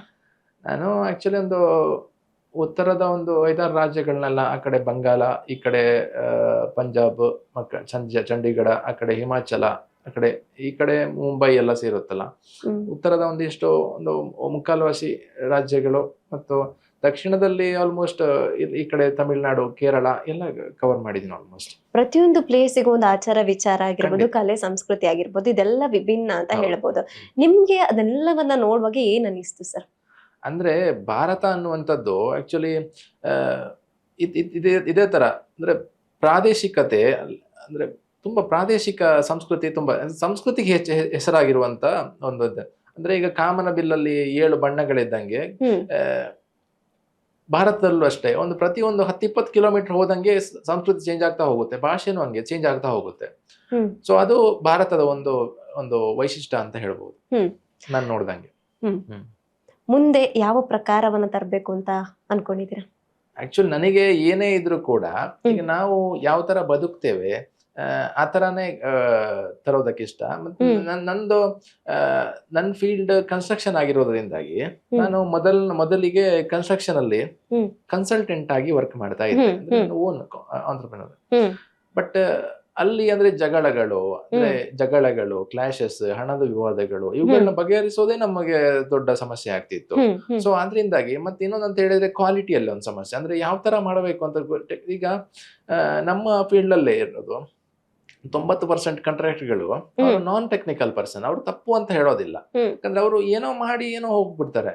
ಆದ್ರೆ ಅವ್ರಗಳಿಗೆ ಟೆಕ್ನಿಕಲ್ ಆಗಿ ಯಾವ ತರ ಮಾಡಬೇಕು ಅಂತ ಗೊತ್ತಿರೋದಿಲ್ಲ. ಈಗ ನೋಡಿ, ಚಿನ್ನದಲ್ಲೇ ನೋಡಿ, ಈಗ ತಾಮ್ರ ಸ್ವಲ್ಪ ಜಾಸ್ತಿ ಸೇರಿಸಿದ್ರೆ, ಒಂದು ಮೀಡಿಯಂ ರೇಂಜಿಗೆ ಸೇರಿಸಿದ್ರೆ ಗಟ್ಟಿ ಆಗುತ್ತೆ ಅಂತ ಹೇಳ್ತಾರೆ. ಅದೇ 24 ಕ್ಯಾರೆಟ್ಗೆ ಅದು ಕ್ವಾಲಿಟಿ ಇರ್ಬೋದು, ಅದಕ್ಕೆ ರೀಸೇಲ್ ವ್ಯಾಲ್ಯೂ ಇರ್ಬೋದು. 24 ಕ್ಯಾರೆಟ್ ಅಲ್ಲಿ ಗೋಲ್ಡ್ ಮಾಡ್ತೀನಿ ಅಂತ ಹೇಳಿದ್ರೆ ಆಗೋದಿಲ್ಲ, ಗೊತ್ತಾಯ್ತಾ? ಹಾಗಂತ ಅವ್ರು ಕೆಟ್ಟವರು ಇವರು ಒಳ್ಳೆಯವರು ಅಂತ ಹೇಳೋದಕ್ಕೆ ಆಗೋದಿಲ್ಲ. ಅಂದ್ರೆ ಯಾರಿಗೆ ಏನು ಬೇಕು ಅದನ್ನ ಮಾಡ್ಬೇಕಲ್ಲ. ಈಗ ನಮ್ಮಲ್ಲೂ ಅಷ್ಟೇ. ಅದಕ್ಕೋಸ್ಕರ ನಮ್ಮ ಸಿವಿಲ್ ಇಂಜಿನಿಯರಿಂಗ್ ಅಲ್ಲಿ ಕನ್ಸ್ಟ್ರಕ್ಷನ್ ಬಗ್ಗೆನೆ, ಅಂದ್ರೆ ಜನಸಾಮಾನ್ಯರಿಗೆ ಯಾವ ತರ ಒಂದು ಯೂಸ್ ಆಗ್ಬೇಕು, ಅಂದ್ರೆ ಒಂದು ಮನೆ ಕಟ್ಟಿಸ್ತಾ ಇರೋ ಹೊತ್ತಲ್ಲಿ, ಅಂದ್ರೆ ಸೂರು ಅನ್ನುವಂಥದ್ದು ಪ್ರತಿಯೊಬ್ಬನಿಗೆ ಒಂದು ಕನಸು ಅಲ್ವಾ, ಒಂದು ತಲೆ ಮೇಲೊಂದು ತಿನ್ನೋದಕ್ಕೆ ಅನ್ನ ಸಾರು ಮತ್ತೆ ತಲೆ ಮೇಲೊಂದು ಸೂರು. ಸೊ ಅದರಿಂದಾಗಿ ನಾನು ಮನೆ ಕಟ್ಟಿಸ್ತಾ ಇರೋ ಹೊತ್ತಲ್ಲಿ ಅವನಿಗೆ ಅಂದ್ರೆ ಏನೇನ್ ಎಲ್ಲೆಲ್ಲಿಗೆ ಹೋಗ್ತಾ ಇದೆ ಮನೆ, ಸೊ ಯಾವ್ಯಾವ ಕ್ವಾಲಿಟಿ ಎಲ್ಲ ಆಗ್ತಾ ಇದೆ, ಸೊ ಅದನ್ನ ಸಿಂಪಲ್ ಆಗಿ ತರುವಂತ ಒಂದು ಪ್ರಯತ್ನದಲ್ಲಿ ಇದ್ದೀನಿ. ಆಲ್ಮೋಸ್ಟ್ ಮುಗ್ದಿದೆ, ಬಹುಶಃ ಇನ್ನು ಈ ವರ್ಷ ಕೊನೆಯಲ್ಲಿ ಬರಬಹುದು ಅಂತ ಪುಸ್ತಕ ಪ್ರಕಟ ಆಗ್ಬಹುದು ಅಂತ. ನೀವು ಅದೇ ಇಂಜಿನಿಯರಿಂಗ್ ಬಗ್ಗೆ ಹೇಳಿದ್ರಿ, ಪ್ಲಸ್ ನೀವು ಪರಿಸರ ಪ್ರೇಮಿ ಕೂಡ ಹೌದು. ನಾನೊಂದು ಫೋಟೋ ತೋರಿಸ್ತೇನೆ ಸರ್, ಅದ್ರ ಬಗ್ಗೆ ಏನ್ ಹೇಳ್ತೀರಾ? ಅಂದ್ರೆ ಆಕ್ಚುಲಿ ಅದು ಕನ್ಸ್ಟ್ರಕ್ಷನ್ ಬಗ್ಗೆ ಏನಂದ್ರೆ, ನಮ್ಮ ರಸ್ತೆಗಳನ್ನ ಮಾಡುವಾಗ ಆಗಿರ್ಲಿ, ಈಗ ರಸ್ತೆಯ ಬದುಗಳನ್ನ ಮಾಡುವಾಗ ಆಗಿರ್ಲಿ, ಸಾಯಿಲ್ ಟೆಸ್ಟ್ ಮಾಡೋದಿಲ್ಲ ಮುಖ್ಯವಾಗಿ. ಅಂದ್ರೆ ನಮ್ಮ ಇಂಜಿನಿಯರಿಂಗ್ ಅಲ್ಲಿ ಅದೊಂದು UCC ಟೆಸ್ಟ್ ಅಂತ ಬರುತ್ತೆ. ಅದರಿಂದಾಗಿ ನಿಮ್ಮ ಒಂದು ರಸ್ತೆಯ ಬದಿಯಲ್ಲಿ ಒಂದು ದೊಡ್ಡ ಗುಡ್ಡ ಇದೆ ಅಂತ ಹೇಳಿದ್ರೆ, ಅದನ್ನ ಎಷ್ಟು ಕಟ್ ಮಾಡಬೇಕು, ಅದನ್ನ ಇಷ್ಟೇ ಒಂದು ಕೋನದಲ್ಲಿ ಕಟ್ ಮಾಡಬೇಕು ಅನ್ನುವಂಥದ್ದು ಅದನ್ನ ಸಾಯಿಲ್ ಟೆಸ್ಟ್ ಮಾಡಿದಾಗ ಗೊತ್ತಾಗುತ್ತೆ. ಉದಾಹರಣೆಗೆ ನಮ್ದು ಕ್ಲೇ ಮಣ್ಣು ಅಥವಾ ಈ ತುಳುವಲ್ಲಿ ಸೇಡಿ ಮಣ್ಣು ಅಂತ ಹೇಳ್ತಾರೆ ನೋಡಿ, ಫುಲ್ ಸ್ಲೇ, ಅಂದ್ರೆ ಅದರಲ್ಲಿ ಜಾಸ್ತಿ ಕಲ್ಲು ಮಣ್ಣು. ಸೊ ಅವುಗಳದ್ದು ನೀವು ಬದುವನ್ನ ಅಂದ್ರೆ ಕಟ್ ಮಾಡುವಾಗ ಜಾಸ್ತಿಯಾಗಿ ಸ್ಲೋಪ್ ಕೊಡ್ಬೇಕಾಗುತ್ತೆ, ಅದು ಆ ಟೆಸ್ಟ್ ಅಲ್ಲಿ ಗೊತ್ತಾಗುತ್ತೆ. ಅದೇ ರೀತಿಯಾಗಿ ನಮ್ಮ ಲ್ಯಾಟರೈಟ್ ಅಥವಾ ಮುರಕಲ್ಲ ಅಂತ ಹೇಳ್ತಾರೆ ನೋಡಿ, ಕೆಂಪು ಕಲ್ಲು, ಸೊ ಅಂತದ್ದೆಲ್ಲ ಇದ್ರೆ ಜಾಸ್ತಿ ಕೊಡ್ಬೇಕಾಗಿಲ್ಲ. ಇನ್ನು ಫುಲ್ ನಿಮಗೆ ರಾಕೇ ಇದೆ ಅಂತ ಅನ್ಕೊಳ್ಳಿ, ಅವಾಗ ನಿಮ್ಗೆ ಸ್ಟ್ರೈಟ್ ಆಗಿ ಕೊಡ್ಬೋದು, ಸಮಸ್ಯೆ ಇಲ್ಲ. ಅಂದ್ರೆ ಸ್ಟ್ರೈಟ್ ಆಗಿ ಅಂದ್ರೆ ಕೂಡ ಮಣ್ಣೆಲ್ಲ ಮಿಕ್ಸ್ ಆಗಿದ್ರೆ ಇದು ಆ ಟೆಸ್ಟಿಂಗ್ ಇಂದ ಅದು ಗೊತ್ತಾಗುತ್ತೆ. ಸೊ ಅದನ್ನ ನಾನು ನೋಡಿದಾಗ ಆ ಫೇಲ್ಯೂರ್ ಇಂದಾಗಿ ಸುಮಾರು ಜನ ತೀರಿ ಹೋದ್ರು ನೋಡಿ, ಕೇರಳದವರು ಒಬ್ರು ತೀರಿ ಹೋದ್ರು. ಸೊ ಅದನ್ನ ನೋಡಿದಾಗ ನನಗೆ ಅನ್ನಿಸ್ತು, ಈ ಒಂದು ಸ್ಲೋಪ್ ಅನಾಲಿಸಿಸ್ ಮಾಡದೇನೆ ಮಾಡಿದ್ದಾರೆ. ಸೊ ಅವಾಗ ಅದು ಅನಿಸಿತ್ತು. ಅದೇ ನಗರೀಕರಣಕ್ಕೆ ತೆರೆದುಕೊಳ್ತಾ ಇದ್ದಾರೆ, ಬಟ್ ಅವರು ಬೇಕಾದಂತಹ ಒಂದು ಅದ್ರ ಹಿಂದೆ ಏನಿದೆ ಅದನ್ನು ನೋಡ್ತಾ ಇಲ್ಲ ಅಂತೇಳಿ ಬರೀ ಮರ ಮಾತ್ರ ಕಡಿಯುವುದಾಗಿದೆ ಇವಾಗ ಅಂತ ಅಂದ್ರೆ ಹೇಳಿ. ಮರವನ್ನ ಕಡಿಯುವುದು ಕೂಡ ಅಲ್ಲ. ಹಾಗೆ ನೋಡಿದ್ರೆ ನಿಮಗೆ ಪಾಶ್ಚಾತ್ಯ ದೇಶಗಳಲ್ಲೆಲ್ಲ ಅವರು ಕೈಗಾರಿಕಾ ಕ್ರಾಂತಿ ಹೋಗಿ ಮರಗಳನ್ನ ಆದ್ರೆ ಏನಂದ್ರೆ ಇಲ್ಲಿ ಕೆಲವೊಂದು ಕಡೆಯಲ್ಲಿ ನಿಮಗೆ ನಾನೀಗ ಪರಿಸರವಾದಿ ನಿಸರ್ಗವಾಗಿ ಏನ್ ಹೇಳಿದ್ರು ಕೂಡ ಕೆಲವು ಕಡೆಯಲ್ಲಿ ನೋಡಿ ಹೈವೇಗಳನ್ನ ಮಾಡುವಾಗ ಕೆಲವು ಅನಿವಾರ್ಯ ಆಗಿರುತ್ತೆ. ಈಗ ಈ ಹೈವೇಗಳನ್ನ ಮಾಡುವಾಗ ಆದ್ರೆ ಒಂದು ಮನುಷ್ಯನ ಜೀವನದ ಜೊತೆ ಚೆಲ್ಲಾಟ ಆಡಬಾರದು ಅಲ್ವಾ? ಯಾಕಂತ ಹೇಳಿದ್ರೆ ಇಂಜಿನಿಯರಿಂಗ್ ಮಾಡುವಂತ ಪ್ರತಿಯೊಬ್ಬ ವಿದ್ಯಾರ್ಥಿ ಕೂಡ ಸಾಯಿಲ್ ಮೆಕ್ಯಾನಿಕ್ಸ್ ನಲ್ಲಿ ಎಷ್ಟು ಈಗ ಒಂದು ಸ್ಲೋಪ್ ಇದೆ ಅಂತ ಅನ್ಕೊಳ್ಳಿ, ಅದನ್ನ ಎಷ್ಟು ಸ್ಲೋಪ್ ಎಷ್ಟು ಡಿಗ್ರಿಯಲ್ಲಿ ಕಟ್ ಮಾಡ್ಬೇಕನ್ನುವಂಥದ್ದನ್ನ ಸಾಯಿಲ್ ಅನಾಲಿಸಿಸ್ ಅಲ್ಲಿ ಹೇಳಿಕೊಡ್ತಾರೆ. ಸೊ ಅದನ್ನ ಅಲ್ಲೇ ಕಲ್ತು ಅಲ್ಲೇ ಬಿಟ್ಟು ಹೋಗೋದ್ರಲ್ಲಿ ಅರ್ಥ ಇಲ್ಲ ಅನ್ಸುತ್ತೆ. ಅದನ್ನ ಕೊನೆ ಪಕ್ಷ ದೇಶಕ್ಕಾದ್ರೂ ಉಳಿಸ್ಕೊಳ್ಳೋದ್ರಲ್ಲಿ ಒಂದು ಅರ್ಥ ಇದೆ. ಯಾಕಂದ್ರೆ ಅದನ್ನ ಅಂದ್ರೆ ಈಗ ಒಂದು ಪ್ರಾಜೆಕ್ಟ್ ಮಾಡ್ತಾರೆ, ಅದಕ್ಕೆ ಗೌರ್ಮೆಂಟ್ ಇಷ್ಟು ದುಡ್ಡು ಸುರಿಯುತ್ತೆ. ಅದು ಇವರು ಟೆಕ್ನಾಲಜಿಯನ್ನ ಕಾಲೇಜಿನಲ್ಲಿ ಕಲ್ತಿರುವಂತ ಒಂದು ಟೆಕ್ನಾಲಜಿಗಳನ್ನ ಅಲ್ಲಿ ಯೂಸ್ ಮಾಡದಿದ್ರೆ ಅದು ವೇಸ್ಟ್ ಆಗುತ್ತಲ್ಲ. ಅವ್ನು ಕಲ್ತಿರೋದು ವೇಸ್ಟ್ ಆಗುತ್ತೆ. 9 ಪಾಯಿಂಟರ್ ಆಗಿರ್ಬೋದು, ಅವನು 90% ಕಳೆದಿರ್ಬೋದು. ಆದ್ರೆ ಅಲ್ಲಿ ಇಂಜಿನಿಯರ್ಗಳನ್ನ ಯಾರನ್ನು ಕೂಡ ಆತರ ಪೂರ್ ಮಾರ್ಕ್ಸ್ ಇರುವಂತವ್ರನ್ನ ನೇಮಿಸೋದಿಲ್ಲ ಆಕ್ಚುಲಿ ಒಳ್ಳೆ ದೊಡ್ಡ ದೊಡ್ಡ ಪ್ರಾಜೆಕ್ಟ್ಗಳಿಗೆ. ಸೊ ಹಾಗಿರುವಾಗ ಇವರು ಅದನ್ನ ಇಲ್ಲಿ ಯೂಸ್ ಮಾಡಿಲ್ಲ ಅನ್ನುವಂಥದ್ದು ಒಂದು ಬೇಸರನೂ ಆಗುತ್ತೆ. ಅದು ನಾವು ಶಿರೂರು ದುರಂತ ಪ್ರಕರಣ. ಹೌದು, ಖಂಡಿತ. ಸುಮಾರು ನೋಡಿದ್ದೀನಿ ನಾನು ಆಕ್ಚುಲಿ. ಯಾಕಂದ್ರೆ ನೋಡಿ ಆ ಕಡೆ ನಾರ್ತ್ ಇಂಡಿಯಾದ ನಾನು ಸುಮಾರು ಇದನ್ನ ನೋಡಿದ್ದೀನಿ. ಅಂದ್ರೆ ಸೇತುವೆಗಳು ಇತ್ತೀಚೆಗೆ ಮುರಿದೋಗಿರೋ ಅಂದ್ರೆ ಒಂದರಲ್ಲ ಒಂದು 10-25 ಯಾವಾಗ ನೋಡಿದ್ರೆ ಮುರಿತಾ ಇರುತ್ತೆ, ದೊಡ್ಡ ದೊಡ್ಡ ಸೇತುವೆಗಳು. ಸೊ ಅವರುಗಳು ಅಲ್ಲಿನ ಇಂಜಿನಿಯರ್ಗಳು ಎಲ್ಲರೂ ಕೂಡ ದಕ್ಷಿಣದಲ್ಲಿ ಓದಿಕೊಂಡು ಹೋದವರು. ಹೆಚ್ಚಿನವರು ದಕ್ಷಿಣದಲ್ಲಿ IIT ಎಲ್ಲ ಬಿಟ್ಟು ದಕ್ಷಿಣದಲ್ಲಿ ಹೆಚ್ಚಿನವರು ಓದ್ಕೊಂಡು ಹೋಗೋರು. ಸೊ ದಕ್ಷಿಣದಲ್ಲಿ ಕ್ವಾಲಿಟಿ ಆಫ್ ಎಜುಕೇಶನ್ ಚೆನ್ನಾಗಿದೆ ದಕ್ಷಿಣ ಭಾರತದಲ್ಲಿ. ಸೊ ಇಲ್ಲಿ ಓದ್ಕೊಂಡು ಹೋಗಿ ಅವರ ಊರಲ್ಲಿ ಅಂದ್ರೆ ಒಂದು ಸರ್ಕಾರದ ದುಡ್ಡು ಈ ರೀತಿ ಪೋಲಾಗುತ್ತೆ, 4 ದಿನಕ್ಕೆ ಮುರಿದು ಹೋಗುತ್ತೆ ಅನ್ನೋದು ಬೇಸರ ಕೂಡ ಆಗುತ್ತೆ. ಕ್ವಾಲಿಟಿ ಆಫ್ ಎಜುಕೇಶನ್ ಜೊತೆಗೆ ನಾವು ಪ್ರಾಕ್ಟಿಕಲ್ ಆಗಿ ಮಾಡುವ ಕೂಡ ಬಹಳಷ್ಟು ಯೋಚನೆ ಮಾಡಿ ಮಾಡ್ಬೇಕಾಗುತ್ತೆ. ಖಂಡಿತ.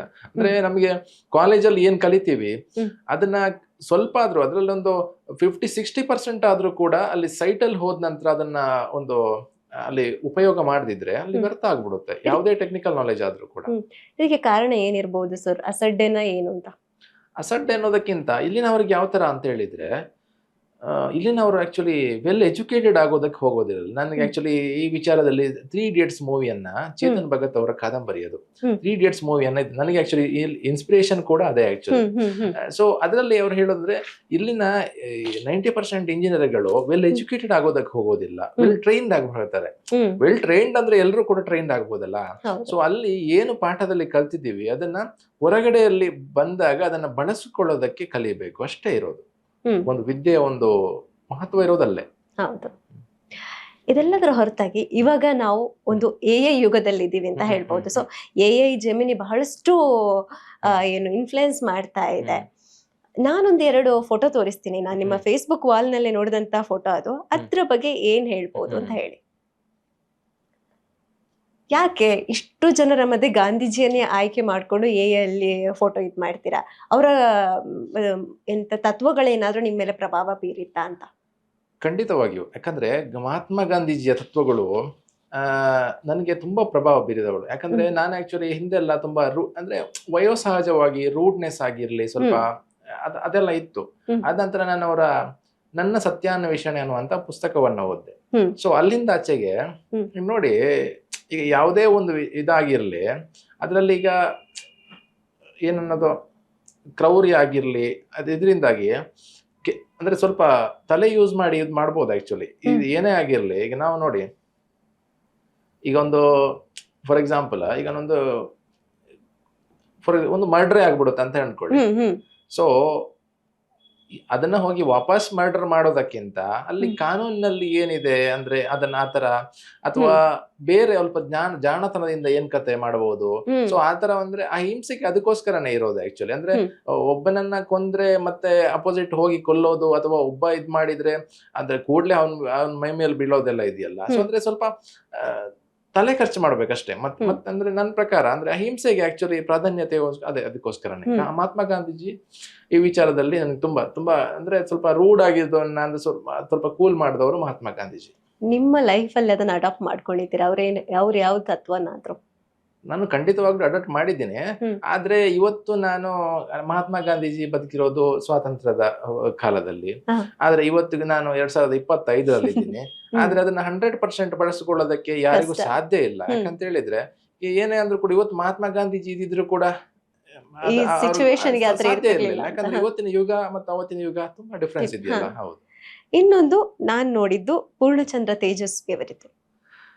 ಈ ಒಂದು ನಿಜವಾಗ್ಲೂ ಈ ಒಂದು ಇಮೇಜ್ ನಲ್ಲಿ ಇದ್ದಂಗೆ ಆಗ್ತಿದ್ರೆ, ನೀವು ಅವ್ರ ಜೊತೆ ಈ ಒಂದು ಬೈಕಲ್ಲಿ ರೈಡಿಂಗ್ ಹೋಗ್ತಾ ಇದ್ರೆ ಯಾವ ಸಾಹಿತ್ಯದ ಬಗ್ಗೆ ಅವ್ರ ಜೊತೆ ಡಿಸ್ಕಷನ್ ಮಾಡ್ತಾ ಇದ್ರಿ? ಆಕ್ಚುಲಿ ಪೂರ್ಣಚಂದ್ರ ತೇಜಸ್ವಿ ಅವರದ್ದು ಹಿಂದ್ಗಡೆ ಸೀಟ್ ಇಟ್ಕೊಂಡಿಲ್ಲ ಅಂತ ನನ್ಗೆ ಅವರು ಊರವರು ಸುಮಾರು ಜನ ಹೇಳಿದ್ರು, ಹಿಂದ್ಗಡೆ ಸೀಟ್ ಇಲ್ಲ, ನಿನ್ನ ಕೂರ್ಸಲ್ಲ ಅಂತ.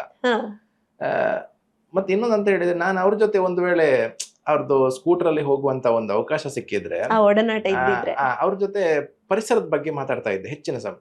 ಆದ್ರೆ ಇನ್ನೊಂದು ಅವ್ರದ್ದು ಯಾವ್ದೋ ಒಂದು ಪುಸ್ತಕದಲ್ಲಿ ನೋಡಿದ್ದೀನಿ, ಅದನ್ನ ಕೇಳ್ತಿದ್ದೆ ನಾನು, ಸರ್ ನೀವು ಪರಿಸರದ ಬಗ್ಗೆ ಇಷ್ಟೆಲ್ಲ ಪ್ರೀತಿ ಇದೆ ನಿಮಗೆ, ಅಂದ್ರೆ ಅವರು ಒಂದು ಕಡೆಯಲ್ಲಿ ನಾನು ಓದಿದ್ದೀನಿ ನಾನು, ಅಂದ್ರೆ ಹಾವುಗಳು ನಮ್ಮ ಒಂದು ಪರಿಸರದ ಸಮತೋಲನವನ್ನು ಕಾಪಾಡ್ತವೆ ಅನ್ನೋದು ಎಲ್ಲವೂ ನಿಜ. ಆದ್ರೆ ನನಗಂತೂ ಹಾವುಗಳನ್ನ ಕಂಡ್ರೆ ತುಂಬಾ ಭಯವಿದೆ, ನಾನು ಎಲ್ಲಿ ಸಿಕ್ಕರು ನಾನು ಹೊಡೆದು ಬಿಸಾಕ್ತೇನೆ ಅಂತ. ಸರ್ ಇದು ಸರಿನಾ ಅಂತ ನಾನು ಕೇಳ್ತಾ ಇದ್ದೆ. ಈಗ ಲೈನ್ಸ್ ಕೃತಿಗೆ ಬರೋದಾದ, ಆ ಕೃತಿ ಜನ ಯಾಕೆ ಓದ್ಬೇಕು ಅನ್ನೋದಕ್ಕಿಂತ ಅಂದ್ರೆ ಒಂದು ಕರಾವಳಿಯ ಒಂದು ಗ್ರಾಮ್ಯ ಸೊಗಡನ್ನು ನಾನು ತೆರೆದಿಟ್ಟಿದ್ದೀನಿ. ಮತ್ತೆ ಎರಡನೇದಾಗಿ ಸುಮಾರು ಕರಾವಳಿಯಲ್ಲಿ ಆಗಿರ್ಲಿ, ಅದು ಕೆಲವೊಂದು ನಿಮಗೆ ಘಟ್ಟದ ಮೇಲೆ ಬಯಲು ಸೀಮೆಯಲ್ಲೂ ಸ್ವಲ್ಪ ಇದಾವೆ.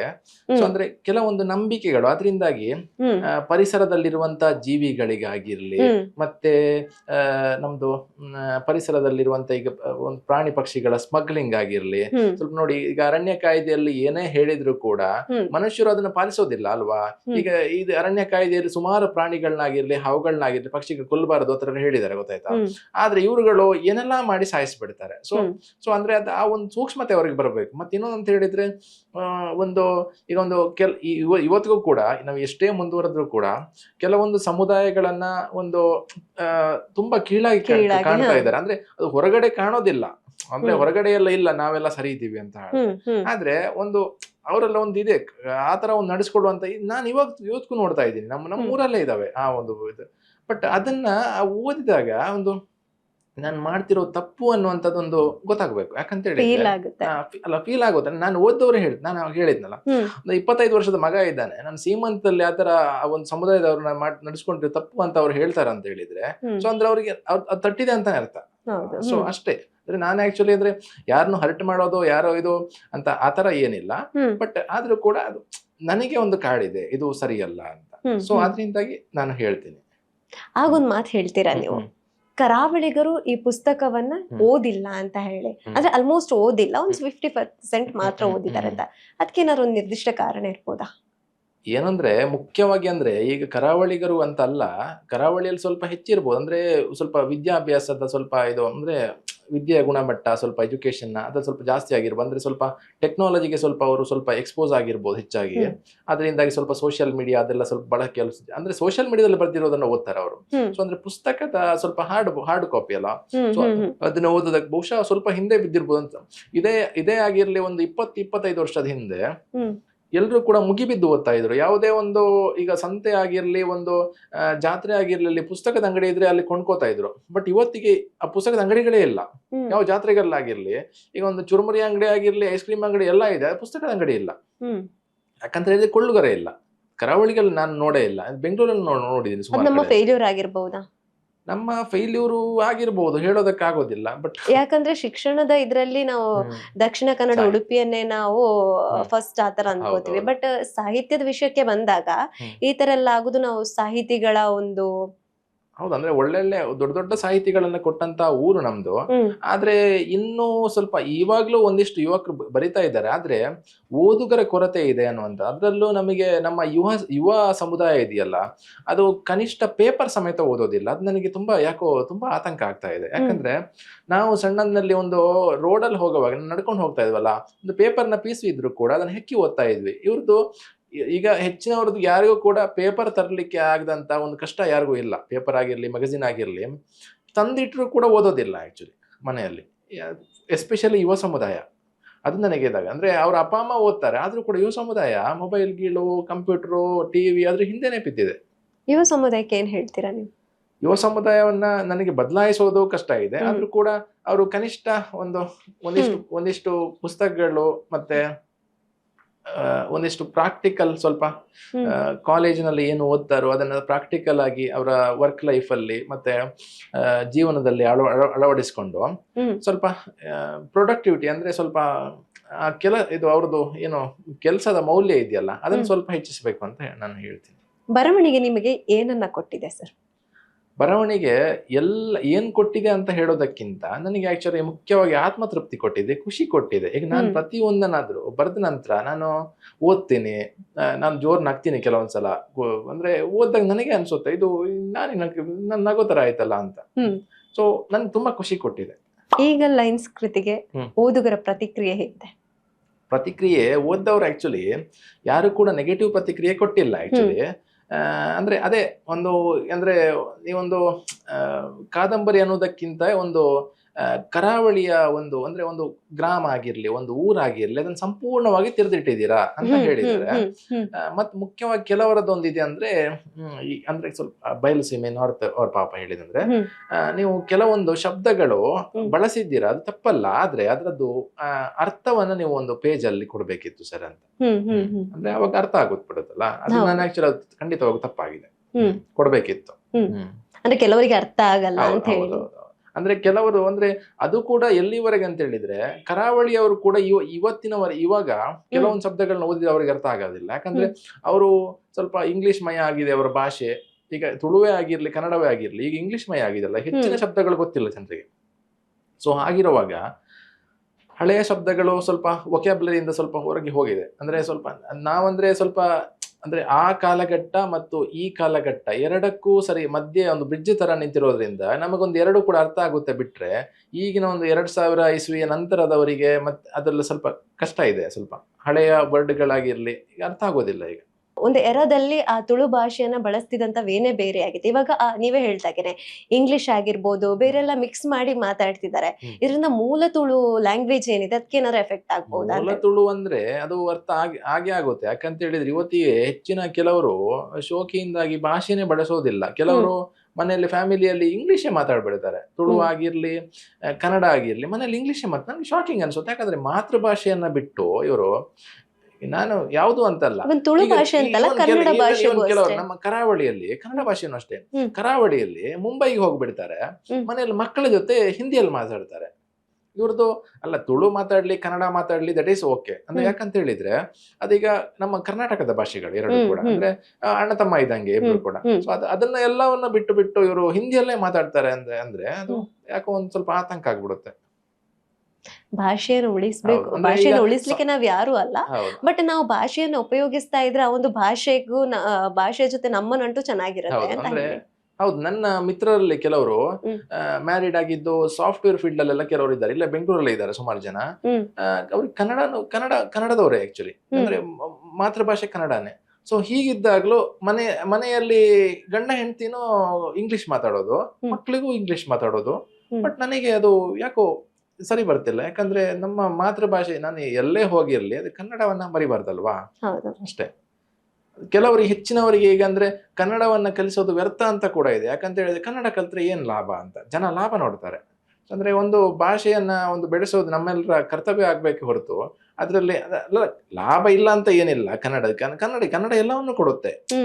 ಈಗ ನೋಡಿ, ಈಗ ನಮಗೂ ಅಷ್ಟೇ. ಈಗ ನಾನೇ ಹೇಳೋದಾದ್ರೆ, ನಾನು ಕರಾವಳಿಯಲ್ಲಿ ಕೆಲಸ ಮಾಡಿದ್ರು ಕೂಡ ನಾನು ಘಟ್ಟ ಹತ್ತಿ ಈ ಕಡೆ ಬಯಲುಸೀಮೆ ಕಡೆನೂ ಕೆಲಸ ಮಾಡ್ತೀನಿ. ಸೊ ಅದರಿಂದಾಗಿ ಅದು ನಾನು ಕನ್ನಡನೂ ಅನ್ನ ಕೊಡುತ್ತಲ್ಲ. ಸೊ ನಾನು ಹೇಳೋದನ್ನ ಈಗ ತುಳು ಭಾಷೆಯಲ್ಲಿ ಎಷ್ಟು ನಮ್ಮ ಕ್ಲೈಂಟ್ಗಳು ಆಗಿರ್ಲಿ ತುಳುವಲ್ಲಿ ಎಷ್ಟು ಹೇಳ್ತೀನಿ ಅಷ್ಟೇ ನಮ್ಮ ಕನ್ನಡದಲ್ಲೂ ಹೇಳ್ತೀನಲ್ಲ. ಅಂದ್ರೆ ಯಾವ ತರ ಕನ್ಸ್ಟ್ರಕ್ಷನ್, ಯಾವ ತರ ಸಮಸ್ಯೆಗಳು ಬರುತ್ತೆ, ಹೇಗ್ ಮಾಡ್ಬೇಕು ಅನ್ನೋದನ್ನ. ಸೊ ಅದು ನಂದು ಅನ್ನದ ಭಾಷೆ. ತುಳು ಆಗಿರ್ಲಿ ಕನ್ನಡ ಆಗಿರ್ಲಿ ಎರಡು ಅನ್ನದ ಭಾಷೆ ಅಲ್ವಾ. ಅನ್ನ ಕೊಡಲ್ಲ ಅಂತ ಹೇಳ ಏನ್ ಲಾಭ ಇಲ್ಲ ಅಂತ ಹೇಳಕ್ಕಾಗಲ್ಲ ಅಲ್ವಾ. ಅಷ್ಟೇ ಎಲ್ಲಾ ಭಾಷೆಗಳು ಕೂಡ ಹೇಳೋದು. ಹಾಗಂತ ನಮ್ ಕನ್ನಡನ ಬಿಡಬಾರ್ದು. ಇಷ್ಟೊತ್ತಿಗೆ ಕನ್ನಡ ಭಾಷೆ ಬಗ್ಗೆ ಆಗಿರ್ಬೋದು, ಸಾಹಿತ್ಯದ ಬಗ್ಗೆ ಆಗಿರ್ಬೋದು, ನಿಮ್ಮ ವಿಚಾರಧಾರೆಗಳಾಗಿರ್ಬೋದು, ಅಥವಾ ನೀವು ಬೆಳೆದು ಬಂದ ರೀತಿ ಆಗಿರ್ಬೋದು, ಇವೆಲ್ಲವನ್ನ ನಮ್ಮ ಬುಕ್ ಬ್ರಹ್ಮದ ಜೊತೆ ಹಂಚಿಕೊಂಡದಕ್ಕೆ ತುಂಬಾ ಧನ್ಯವಾದಗಳು ಸರ್. ನನಗೂ ಕೂಡ ತುಂಬ ಸರ್ಪ್ರೈಸ್ ಆಗಿ ನನ್ನ ಅನಿಸಿಕೆಗಳನ್ನು ಮುಕ್ತವಾಗಿ ಹಂಚಿಕೊಳ್ಳೋದಕ್ಕೆ ಅವಕಾಶ ಮಾಡಿಕೊಟ್ಟಂಥ ಬುಕ್ ಬ್ರಹ್ಮಗೆ ಧನ್ಯವಾದ. Thank you. ನೋಡಿದ್ರಲ್ಲ ವೀಕ್ಷಕರೇ, ಇಷ್ಟೊತ್ತು ರಾಜೇಶ್ ಕುಮಾರ್ ಕಲ್ಯ ಅವರು ನಮ್ಮೊಂದಿಗೆ ಹಂಚಿಕೊಂಡ ವಿಚಾರಧಾರೆಗಳನ್ನ. ಇನ್ನು ಮುಂದೆ ಕೂಡ ಇಂತಹ ಹಲವಾರು ವಿಡಿಯೋಗಳನ್ನ ನೋಡ್ಬೇಕಾದ್ರೆ ಖಂಡಿತವಾಗ್ಲೂ ನೀವು ಸಬ್ಸ್ಕ್ರೈಬ್ ಮಾಡಿ ಬುಕ್ ಬ್ರಹ್ಮ ಯೂಟ್ಯೂಬ್ ಚಾನೆಲ್ ಅನ್ನ, ಹಾಗೇನೆ ಫೇಸ್ಬುಕ್ ಪೇಜ್ ಅನ್ನ ಫಾಲೋ ಮಾಡಿ. ಧನ್ಯವಾದಗಳು.